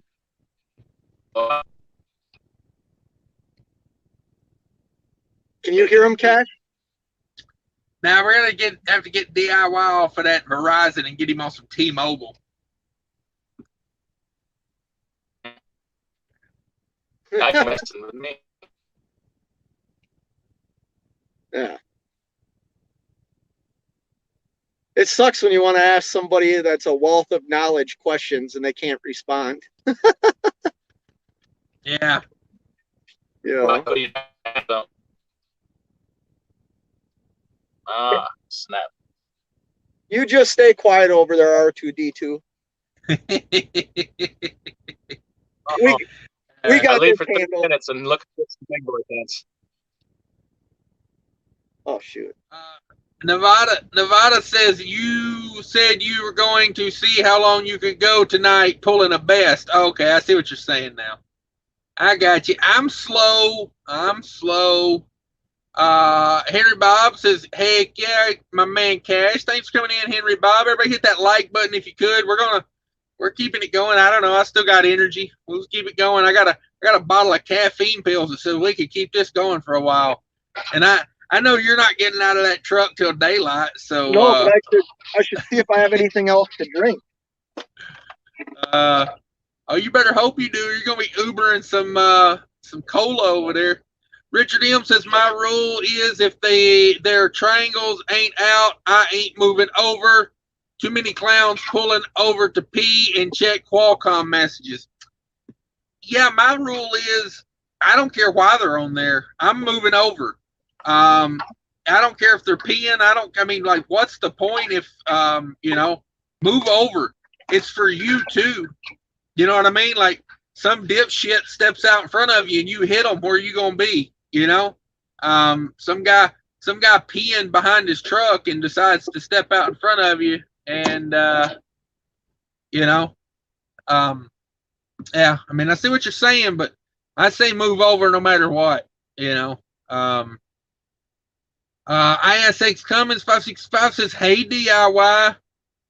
Josh says, DIY, do you have enough fuel now for the night? LOL. Okay. No Tingo Turbo says, stay away from the Walmart in Monroe, Georgia. 2 days to unload. Lord have mercy. Want to hear a funny story about that place? Yeah, let me have it. I made a delivery there, and the power went out. Like, all the power went out. Here's the thing. I was on a frozen load. They had already started unloading me. They made all the other trucks that were in the docks that they hadn't started unloading yet shut their doors. They finished unloading me, but lost my BOLs. I sat there for probably 5-6 hours after I got unloaded before they found my paperwork. She wrote me a letter on, I wish I would have kept it. It was so funny. She wrote me a letter to send into the broker on a notebook piece of paper. And I looked at her, I'm like, I can't turn this in as my paperwork. Like, I'm not going to get paid for this. I need the BOLs. Well, we lost them. How do you lose them? They're in the building somewhere. I played hardball. I said, I'm not leaving your dock until I have my bills in my hand. And I didn't. Wow. Yeah. Man, that's brutal. That sucks. Yeah. Josh says DIY's got that tough love. Nah, I think DIY is a lot softer than he lets on. Let's see. Martin says, when I drove 17 years ago, no one messed with the fifth wheel. Now you have fifth wheel pirates pulling pins. Yeah. Yeah. I got a story about that. I need to make a video about it, but I think I had someone in the middle of trying to pull a pin one time and caught him right in the act, and I was like, what the hell are you doing? And yeah, so I need to make a video about that. That could be my I kicked my trainee off my truck road to riches right there. Lord have mercy. That's what it's all about, man. Just make 1 million YouTube videos, and by God, pray that one of them, dear Lord, let one of them get views in the millions, because that's all it takes. I should have gotten out and videoed this tonight. Should have vlogged the incident that just went down here. I should have done it.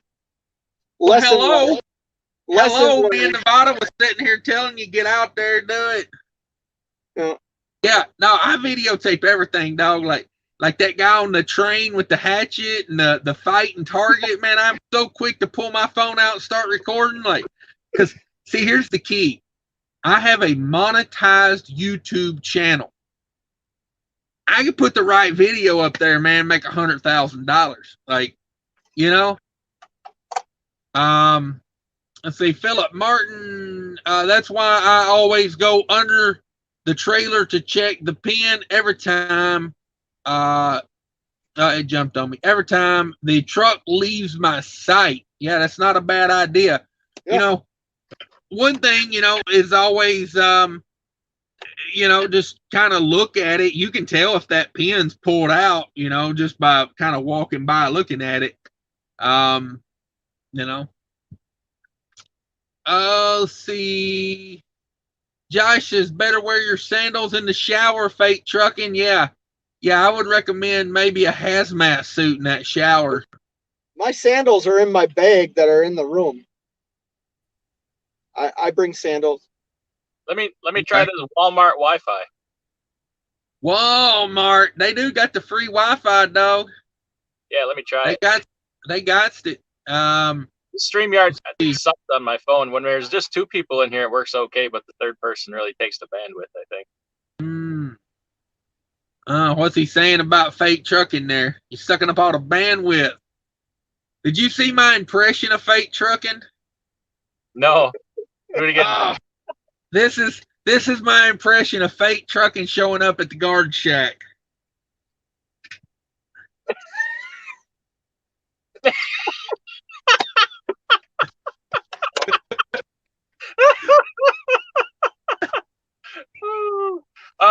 Yeah, I'm here with a load. You know what it is.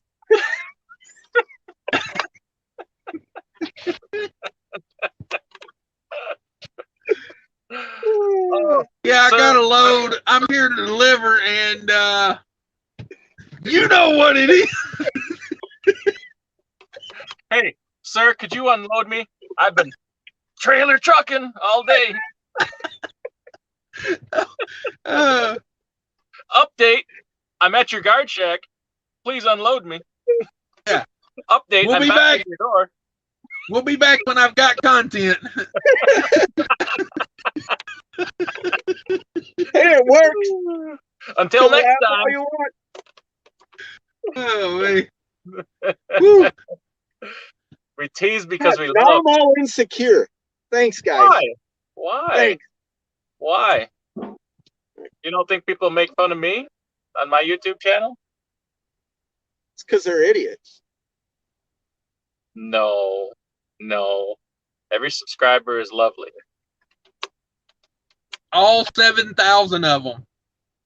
You should someday, Cash. You should try 25,000. How's that taste? Try it sometime. But see, if you get to 25, you get that one guy that's always like, but you're stupid. And see, at 7,000, there's none of that. Let me teach you about that hide button.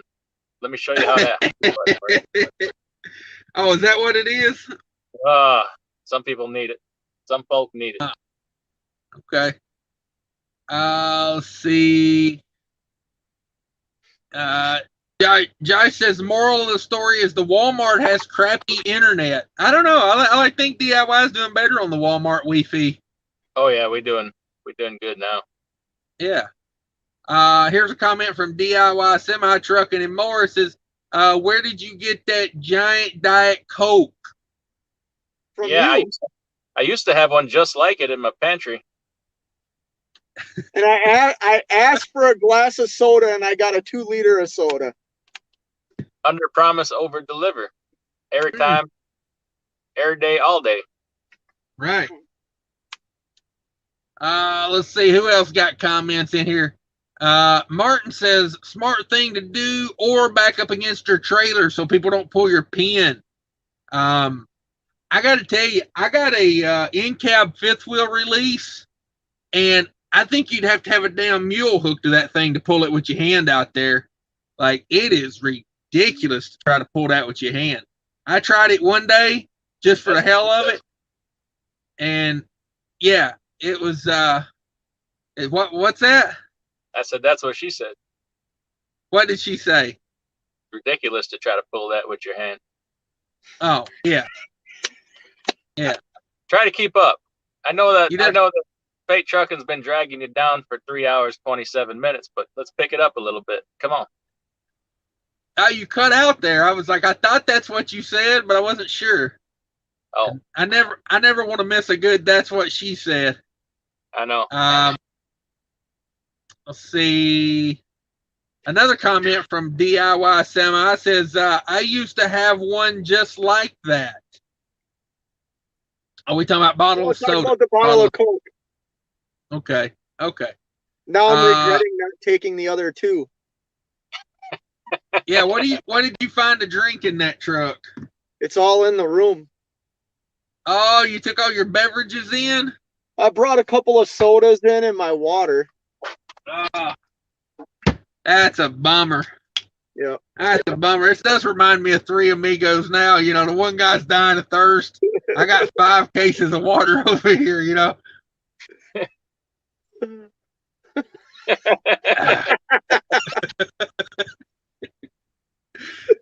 It's refreshing, but I don't want to be bloated, so let me spit this out after I rinse my mouth with it.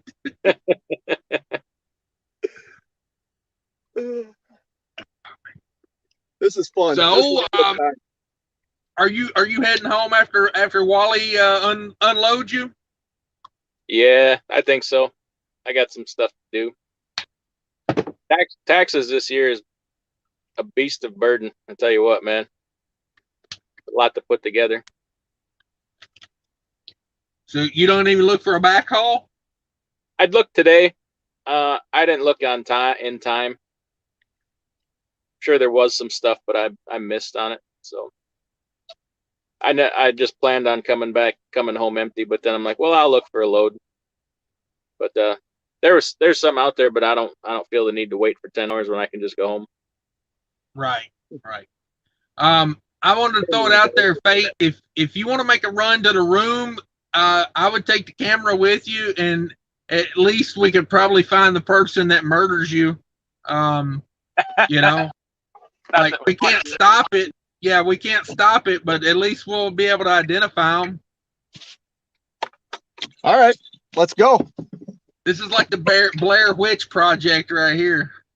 Hey, wait. Yeah, watch your camera there. Yep.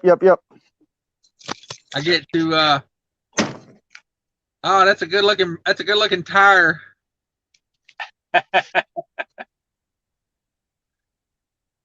Watch your back. What's that over there? What's that behind you? Ah, more trucks. I feel like I'm going to a late night meth deal. Yeah. I feel like I am. If you feel like you're going to get murdered, make sure you get a good angle on that. I want to make a clip of this video. Yeah, would you mind not having it take more than 49 seconds? I'd like to make it a YouTube short. Yeah, exactly. Those get a lot of views. Yeah, that's what I'm going for. Let's see. Shannon Thomas Trucking says, there's no way my Kingpin can be pulled without a whole lot of noise. Yeah, that's one thing, too. Cool Trucking's in the house. Thanks for stopping by, Cool Trucking. Josh says, film, then edit later. Everything is gold to someone. Yeah, that's kind of my approach. You're in a rough hotel when they got linoleum flooring. Blood stains come off easier. Exactly. Yeah. Human fluids are easier to get off linoleum than. Yeah. When you bleach carpet, it looks bad, Yeah. Let's see here. Who else is in the house? Phillips in the house. Shannon Thomas Trucking. It could be pulled when you are not around. That is why I always check. Too many old school drivers taught me. Yeah, I mean, it's always good to check your fifth wheel pins, but like I say, you can kind of glance at it too, see if it's pulled out. I'll be right back. All right. You guys don't know he's going to take a dump. He's trying to be all politically correct about it. But, yeah. Holy shit!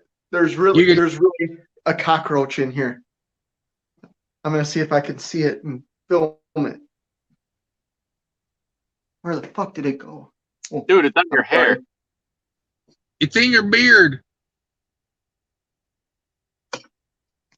Can you see it?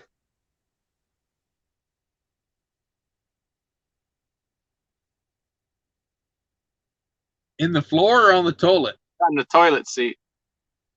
Yeah, that's what I think I'm looking at. Is that a cockroach, or did somebody have a mulligan there? Oh yeah. Oh my God! Look at that thing. Yeah, get your bag of stuff out of that room before the cockroaches fill it up with eggs. Yeah, I'm getting out of here. Let me. I'll be right back. Wow. Well, I mean, honestly, we're at the day's end. Is it that big of a surprise there's a cockroach? I'd be more surprised there wasn't a cockroach. It ain't the worst thing in that room, I'll tell you that. The bed is probably saturated with AIDS. Were you listening when I looked up the Google reviews on that hotel? Yeah. Brutal. Let's see who else is in here. Josh says he wants a liter of cola. He needs a liter of cola. Lost my last one to fake trucking. Yeah, no doubt. Joke's on him. That was leftover from Thanksgiving.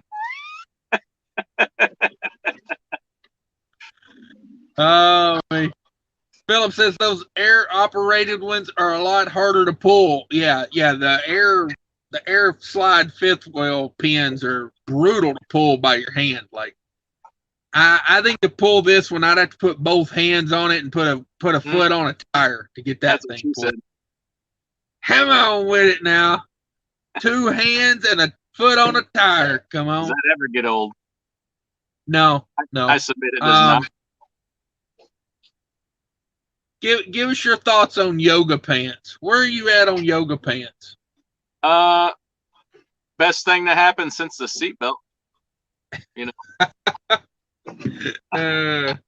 Saving lives, you're saying. Is that what we're saying?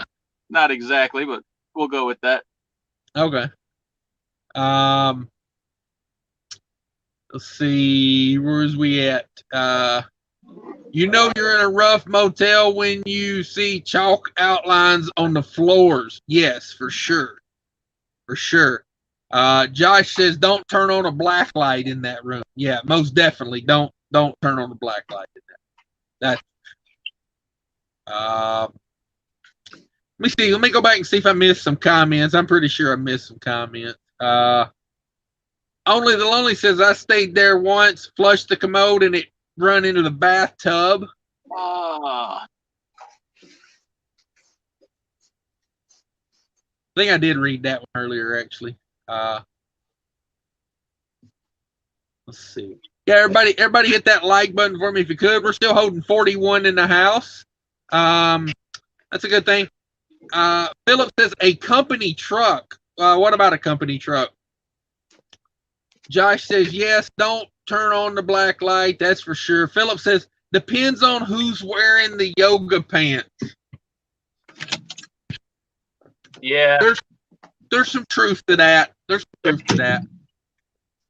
there's a wide margin of error there. I mean, yeah, they can cover up a lot of hurt too, you know. Hey, how about the language there, fake truck? How about that? I didn't realize you could hear me. I'm sorry. You are on camera. Yeah, we got kids watching. I didn't mean to. I'm just trying to get out of this place as quickly as possible. You know how popular I am with the 12 to 18 crowd? Come on. According to the lawsuit and statutes, I'd say you're quite popular. You know, I had to take the free candy sign off my van. Yeah, court order and all. I get it. Well, I was going to take it off anyway. It wasn't doing as good as the free Wi-Fi sign I put on there. Free iPhone. Yeah, kids are health conscious these days. They don't come in for candy. Yeah. Tell them come in here and make a TikTok video. Yeah, for real. That'll get them. Hey, I found a truck like mine in the truck paper. 2016 Cascadia Evolution. 72-inch condo sleeper. 484,000 miles for $70,000. That's not a bad deal. Buy it. Buy 2. Buy all you can. Yeah.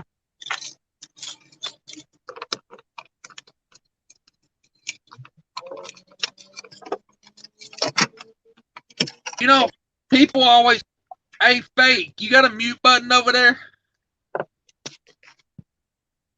Sounds like your phone's in your pocket.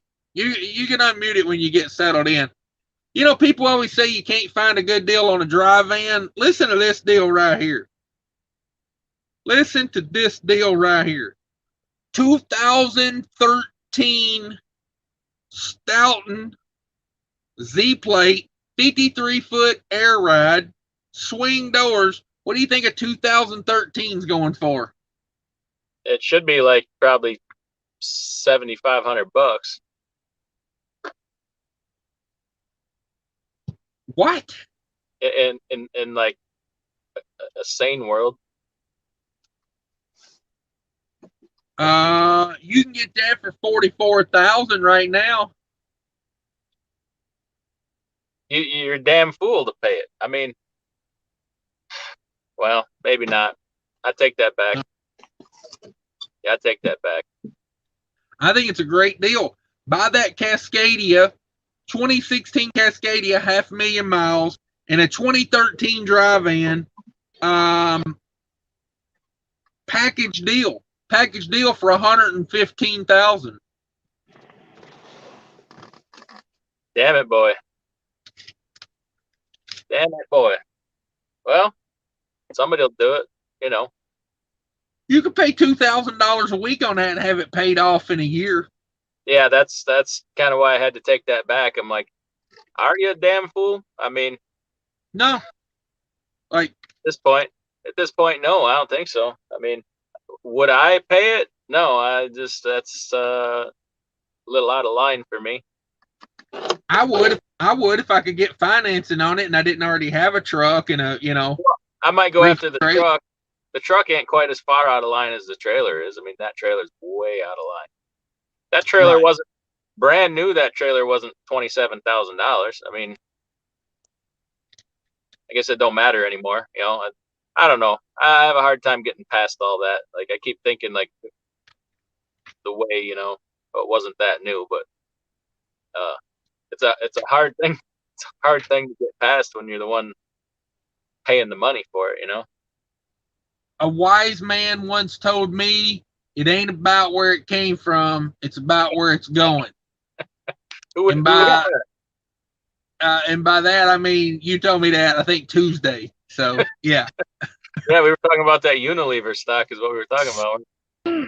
Man, that Unilever tastes good. Let me tell you, I'm in at $47 on that Unilever. Come on. Nice. Yeah, find another hotel. Yeah. Find something with Hilton in the name. Well, did you guys see the roach on the toilet seat? Yeah, hell yeah, I did. I wouldn't go back in that room. I'd tell them, there's a freaking creature from the Paleolithic era in my room. Did you see the one crawling around on your duffel bag that followed you to the truck? I shook it. Yeah, you shook him down inside deeper. He was thankful. Yeah. Too easy.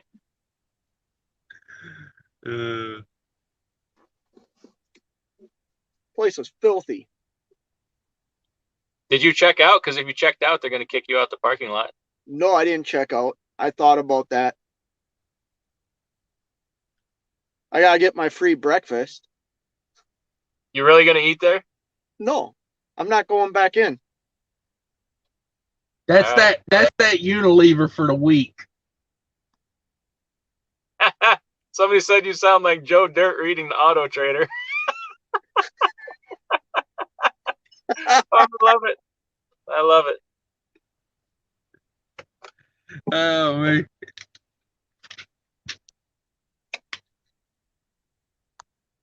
I gotta plug me in here. I got a car cover for a 1975 Cuda here. Hey, somebody got a nacho machine? Where you at? I should be so lucky. Kegerator, anybody? Oh, look at that. What you drinking over there, Fate? Look at him with a red Solo cup. Damn, look at him.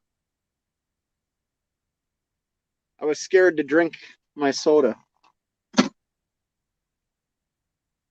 Should be. Lead Slinger 48 says, why do so many guys drive wearing Speedos? I'd say probably try it. Maybe don't knock it until you've tried it. Yeah. You know, a little free balling, as I like to say. Male yoga pants? Is that what you mean? Cool Trucking says, hey, DIY, I like that small sleeper truck you're thinking about buying. Great for flatbed. He done bought that truck, so you guys know he got the keys to it. Josh says, yoga pants, best thing since sliced bread. Hell, I think yoga pants are way better than sliced bread. They go back to like the best thing since, the seatbelt. Walking on 2 feet. Come on. The push up. Yeah, exactly.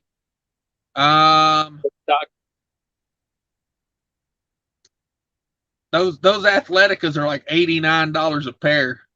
Damn it, boy. Yeah. Those things. Let's see. Jai says yoga pants, best thing since sliced bread. Philip says had the air operated fifth wheel on my last company truck, got smart and left Palm. Yeah, for God's sakes, if you're at Palm and you're watching this, email me. I got a million better options. Unless you're happy there. If you're happy, I ain't trying to ruin your bliss. Lead Slinger says you sound like Joe Dirt. Okay, yeah, Joe Dirt, exactly. I love easy content. The truck paper's endless content. Matthew says free avocado sign with your Speedo. Is that what it is? Let's see. Josh says, is he running? Yeah, I think at one point Fate was running on the way back to his truck. I think that's what was making all the noise. So I feel like I'm in the ghetto. Like, I'm not trying to be funny. Like, this is so out. It's like so out of my comfort zone. What are we about to been trying to tell you for 3 hours? What? You're parked at the Days Inn that costs $60 a night on a weekend. Yeah, you're in the ghetto. That's what we've been telling you for 3 hours. I'm gonna find another hotel. Yeah, good idea. Uber the hell up out of there.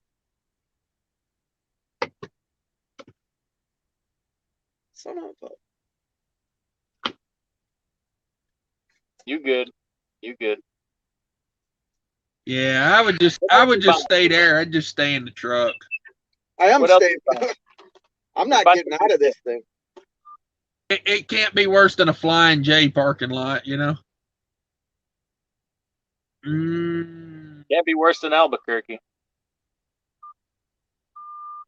I hear Des Moines is rough. West Des Moines? Is that what you're talking about? West Des Moines. Des Moines. Let's see. Lead Slinger says, you get free air with those tires, though. Yeah, for sure.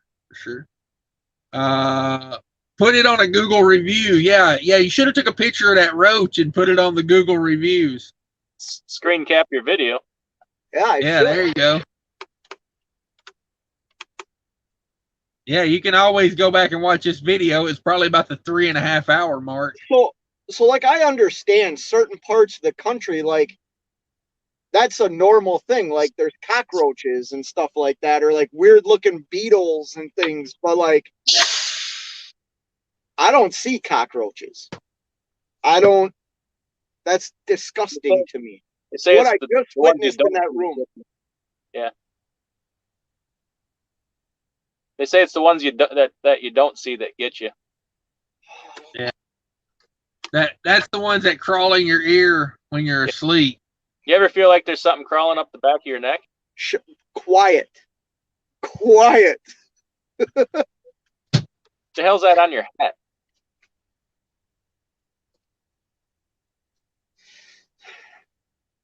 God, they could easily make it from the hotel to your truck. I mean, that's like nothing. One jump. They can jump that far. Yeah. They lay eggs too. Probably laid a bunch of eggs in your duffel bag. Yeah, like thousands of eggs a week they lay. What else we buying from that truck paper? What else they got in there? I seen a funny thing. I meant to bring this up today. I seen a tow truck hauling a trailer, a semi tow truck hauling a trailer in reverse the other day. He had a dolly under the front of it, and then he had the axles jacked up off the ground, and was had it lifted up from the back. Must have messed up the running gear. What's that? Must have messed up the running gear pretty bad. Yeah, yeah, it didn't look too bad, but yeah, it probably had seized up axle or something. But yeah, I thought that was interesting. Kind of like the trailer that's sitting at that BP over by you. DIY. Yeah, that'll buff out. We can buff that right out.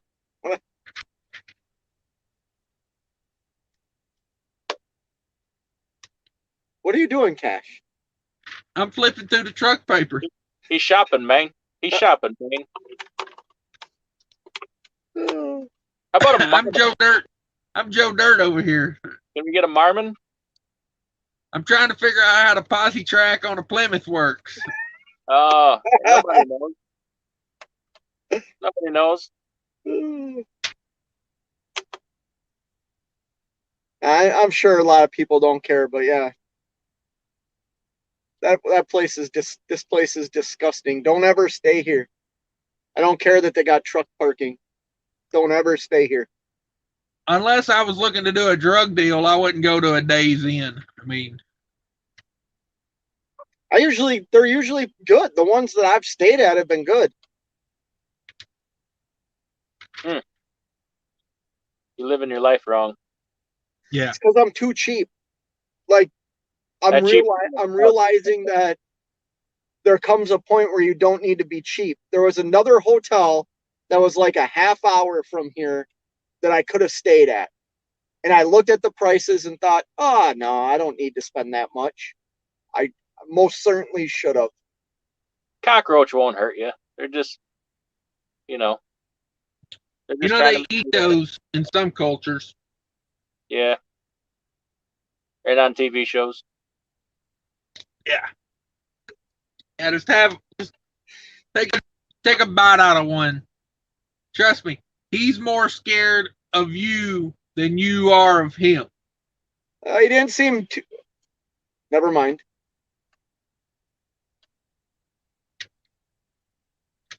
I mean, once it's in your ear, you don't hardly feel it anymore. No, until he bites your brain. Do they really do that? Oh, yeah, you go lay eggs in there and everything. Crawl up your butthole. You too. Oh. They like to lay, you get in your beard, lay a bunch of eggs in there. Like hair. Update. Days Inn is a horrible place to stay. I'll have more content coming later. What about a 2008 Hyundai dry van? 2018 Hyundai dry van. Wouldn't be my first choice, but hey. Aluminum roof, swing doors. What kind of price we thinking? Probably spring ride, I'm guessing. No, it's air ride. She's a 2018. 2018, they're probably still wanting like 60 grand for that thing. You got a coupon? How you getting that for 60 grand? 98. 66,000. 66,000. Damn. Dry freight's banging right now. You get a 2019 same trailer 1 year newer for 72,000. Jeepers cripes, man. Insane. Hey, people's paying it or they wouldn't be pricing it like that, right? I think dry vans are more disproportionately out of line than reefers are. Yeah, no, I agree to that. Like disproportionate to their normal regular price. Yeah. But I mean, dry freight's paying really good in a lot of markets right now though, so it's like Josh says the lifestyle of the roaches and famous. Yeah. Go over there and hang out. Philip says he like you just weren't hanging around the Kardashian house? Uh-huh. What was that? I said, are you sure those were roaches and not just a bunch of Kardashians hanging around there? I can't hear you. Yeah. Kardashians. Philip wants a Marmon. He agrees he like a Marmon. ISX says try a cab over. Yeah, we've seen some ads for some cab overs, man. They're stupid expensive, like for what they are. Leonard's Express truck parked right beside me. Who is? Leonard's Express. Ooh, go talk to that man. No, it's cold outside, man. It's cold inside. Jeepers Christ. Well, go over and see if he'll let you get in with him. So knock on his door, say, how about I come on with it? Flip your head around backwards. Let me come in with it. Flip your head around backwards. And buddy, hey buddy, yeah. You know what it is?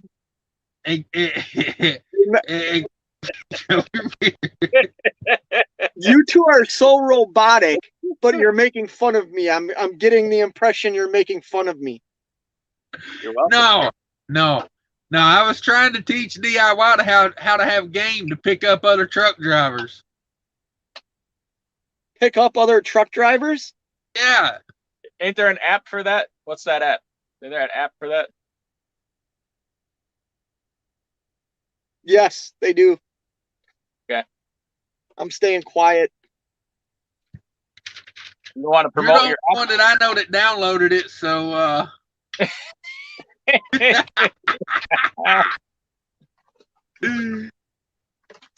So robotic. You need to try that Walmart Wi-Fi. yeah, are we robots? Yeah. It must be the roaches on in your phone or something, because I don't know. I'm getting DIY the best I've seen him all day. He's coming through clear. I can hear him. I don't know. Let me hit a few comments real quick here. Let's see what everybody's talking about. Let's see. Mountaintop says he looked healthy. Yeah, that roach looked like he could do some push-ups. Definitely would not mess with that thing.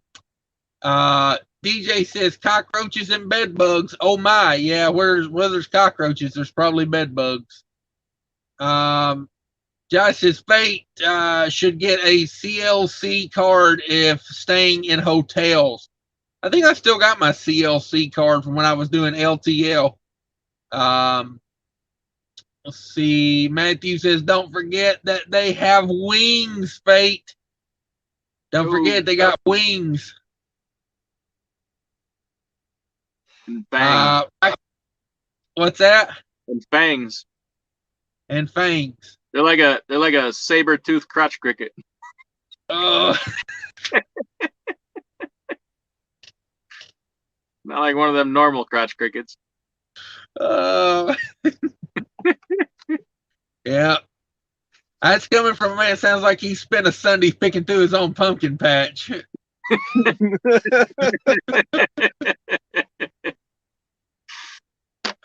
Oh man. You know, hey, Fate Trucking, you know how you get rid of crabs? I'm listening. You shave one half, and then you take the other half and douse it in kerosene, and set that half on fire. Then when the roaches jump over the other side, you start stabbing them with an ice pick. That sounds painful. Let's see. Rocky says, what's up, guys? Took a load to South Texas to bypass all the bad weather, east and west. What do you think about that? I think he's missing out on all that bad weather money. Come on. True that. Yeah, true that. I took a load south to dodge it too, because my GPS was trying to take me through Canada today. Yeah. When you say south, you mean like northern Illinois, right? Uh-huh. I mean, like, when I say south, I'm talking about 80 around Chicago instead of going up through town. Yeah.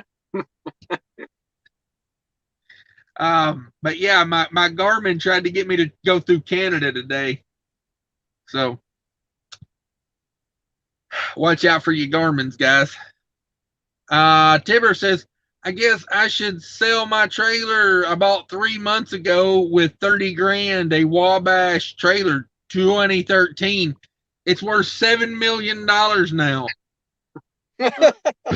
Is that the I mean, Argentinian peso? Oh, Uh-oh. There he is. That was weird. hey now. That was weird. We're back. There we are. Maybe. should I call? What does Costa Rica money? They got their own money? Probably. I don't know. They might use the dollar. Probably a peso, I would imagine. Okay. I don't know.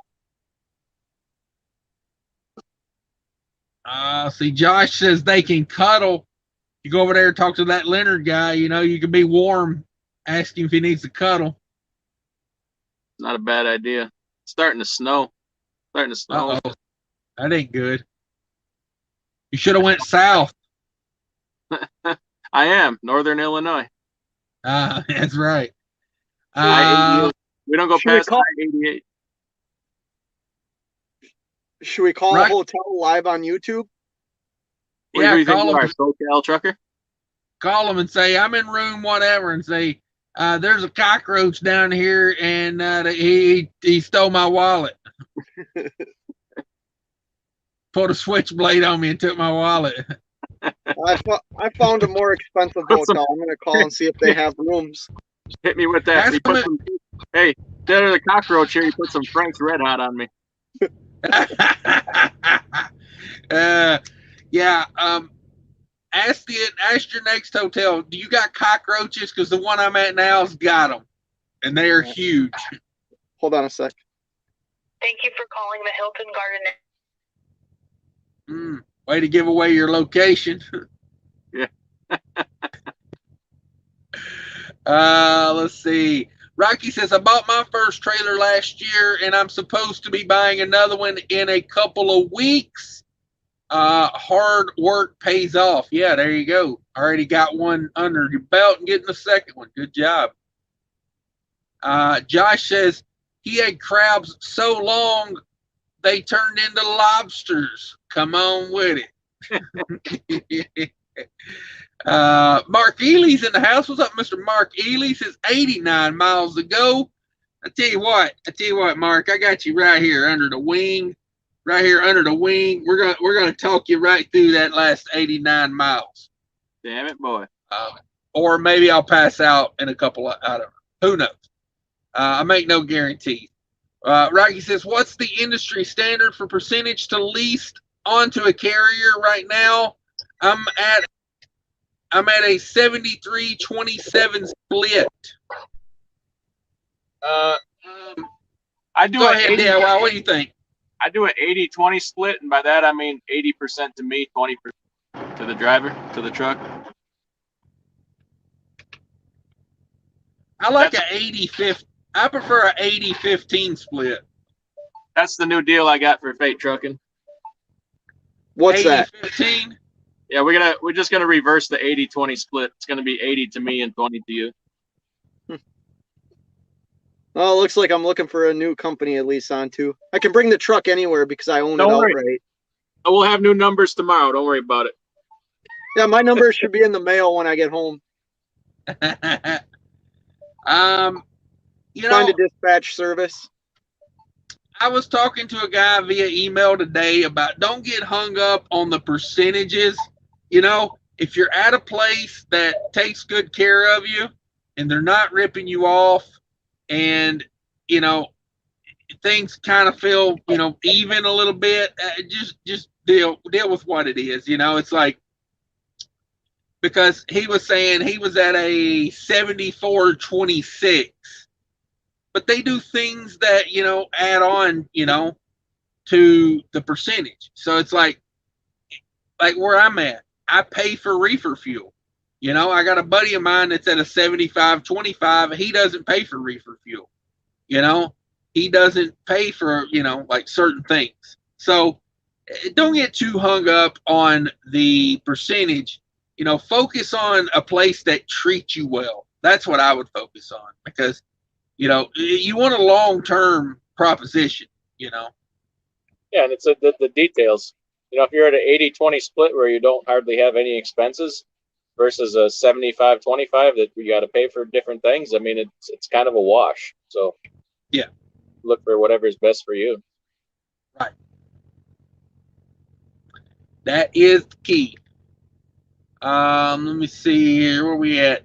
Tiver says, seriously, 30. I paid cash in September in Florida. Yeah, I wouldn't doubt it. Andrew says a good split is 99-1. 99-1. I'd say your carrier's probably going to be out of business pretty soon. So, as long as I'm on the 99% side of that. Right.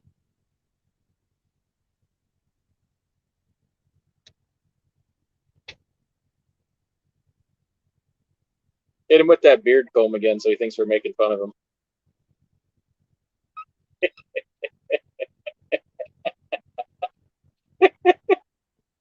See, we can just get him to think we're making fun of him, and he just. Hey, look, I'm trying to get him to laugh. Oh, he's deeply engrossed in that conversation with the cockroaches. About the cockroaches at the hotel. He saw you. He saw you.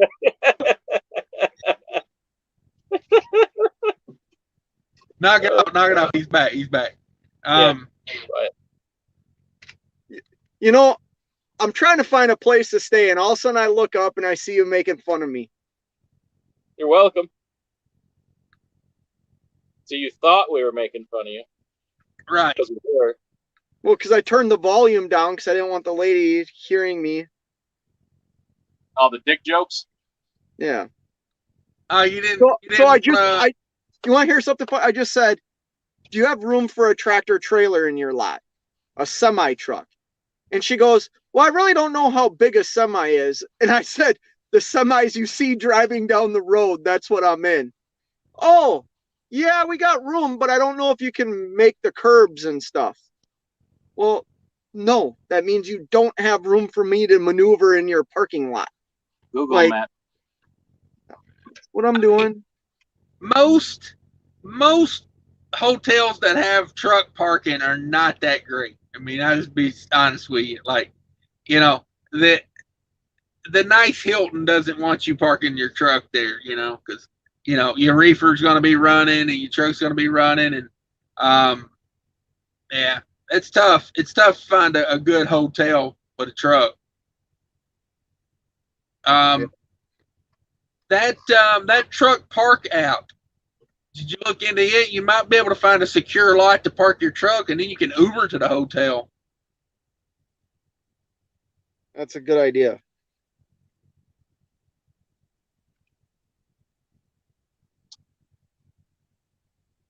Or I just stay in the truck. Basically paid parking. Yeah. Very, very expensive paid parking. I just stay in the truck. Which, whatever. You could go in there and get breakfast that's maybe roach free. I'm going to say it might be roach free, but it's not roach poop free. Oh, well, no, that's a given.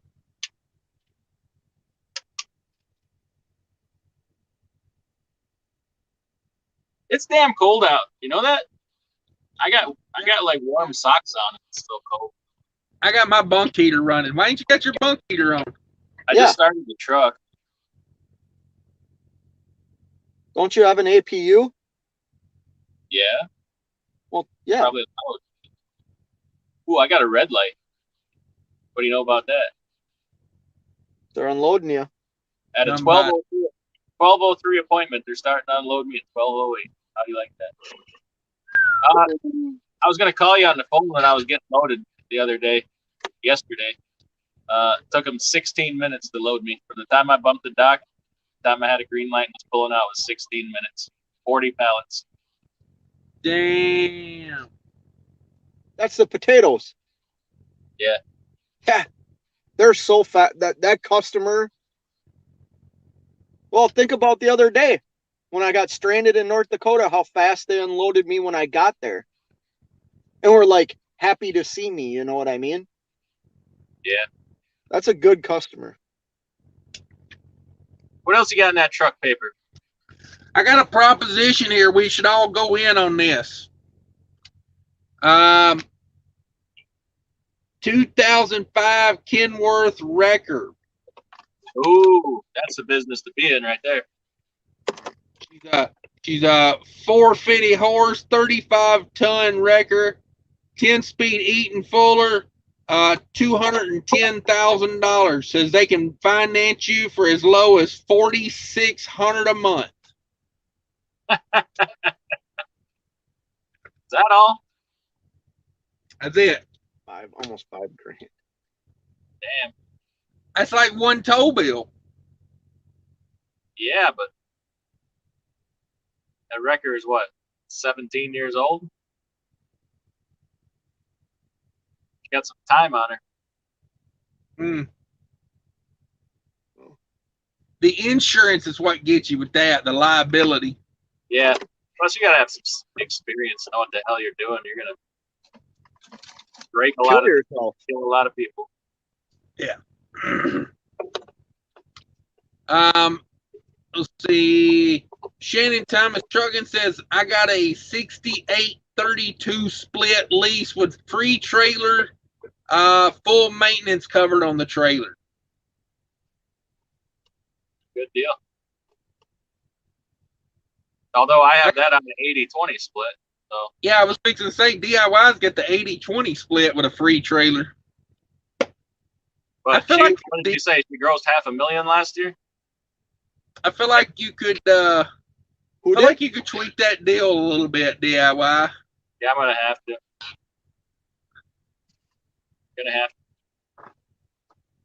I mean, look at how much.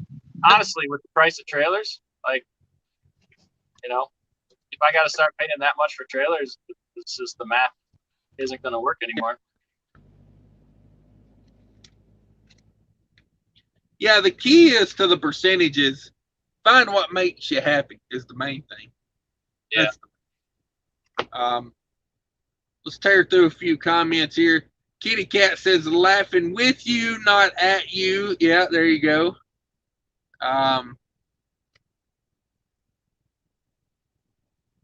Weird. It's switched. We're 4 hours into this live stream. How much have you drank? Like, you had, 12-pack, whole bottle of whiskey. I don't hear your slurring words and yelling at people.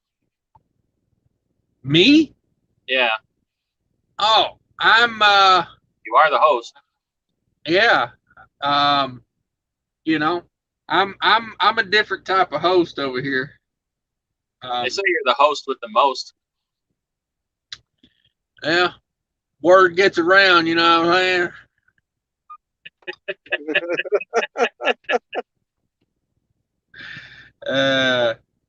Let's see. Josh says, I want to say thank you to you all for your service and subbing to all three. Thank you, gents. Everyone be safe. Keep the rubber side down, shiny side up. Keep it between the mayonnaise and the mustard.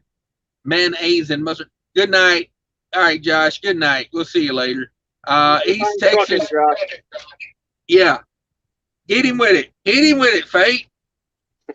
Tell him what it is. Come on, hit him with it. Oh, come on. I'm dying for it now. Don't make me do it. Oh, come on. Keep on trucking. Oh, there it is. There it is. Money. Money. In case you didn't know, now you know. Like Biggie said, you don't know, now you know. I think there's more to it, but I'm not allowed to say that. All right, yeah. Don't make me have to end this live early.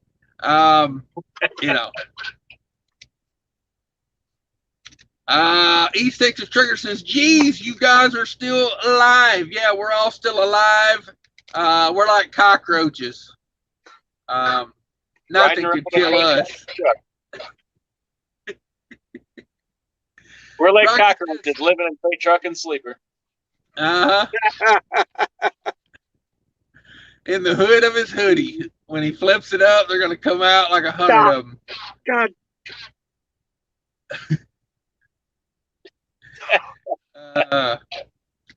Yeah,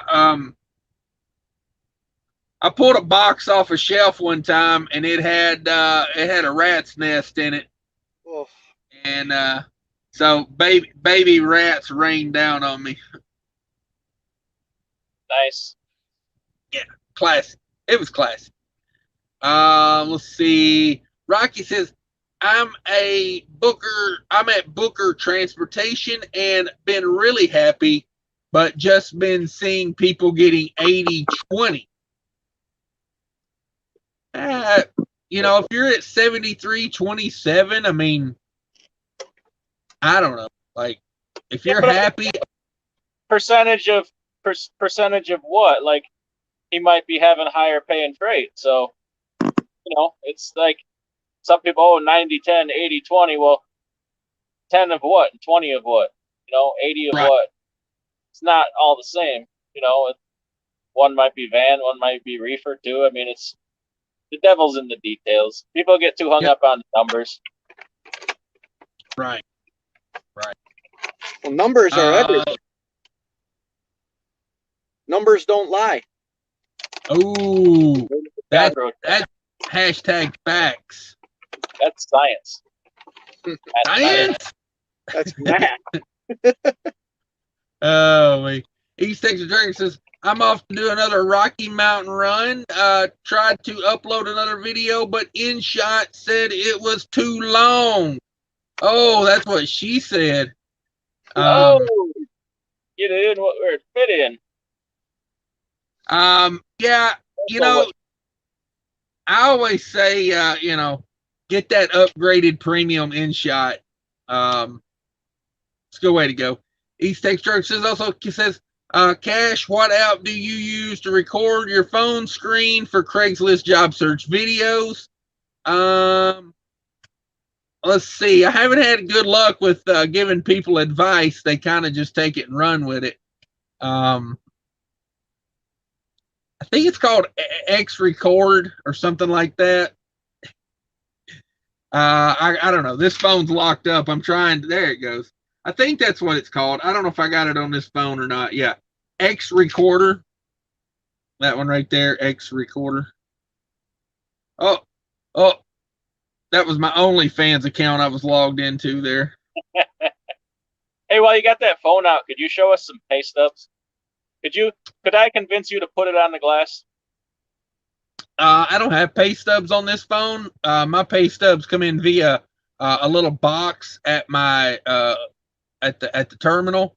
They're printed out, so yeah.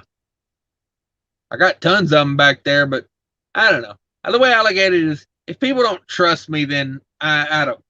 It's like I give my numbers out every week. So Rocky says, don't stay at the Motel 6 in St. Joseph, Missouri. Roaches and blood all over the wall. Nice. I think if you run a hotel and there's blood on the wall, I mean, that's like, you got to run down and get a bucket of Sherman-Williams, right? Like, you got to at least paint over that one wall.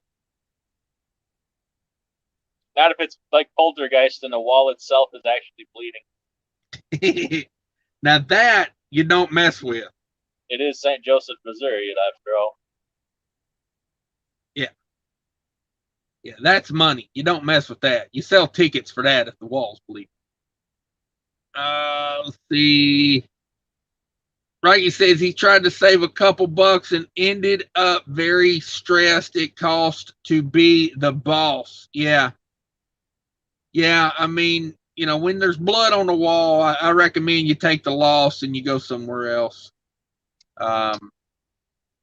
Just saying. East Texas Trigger says, thanks, brother. Look forward to talking to y'all soon. Yeah, no problem. I think we are about to wrap it up here.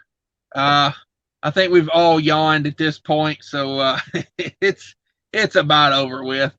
It's about over. How do we end something? How do we wrap it up? Well, I go to bed and y'all continue. Oh, we doing a Longino live stream? No. Yeah. I'm gonna go to bed.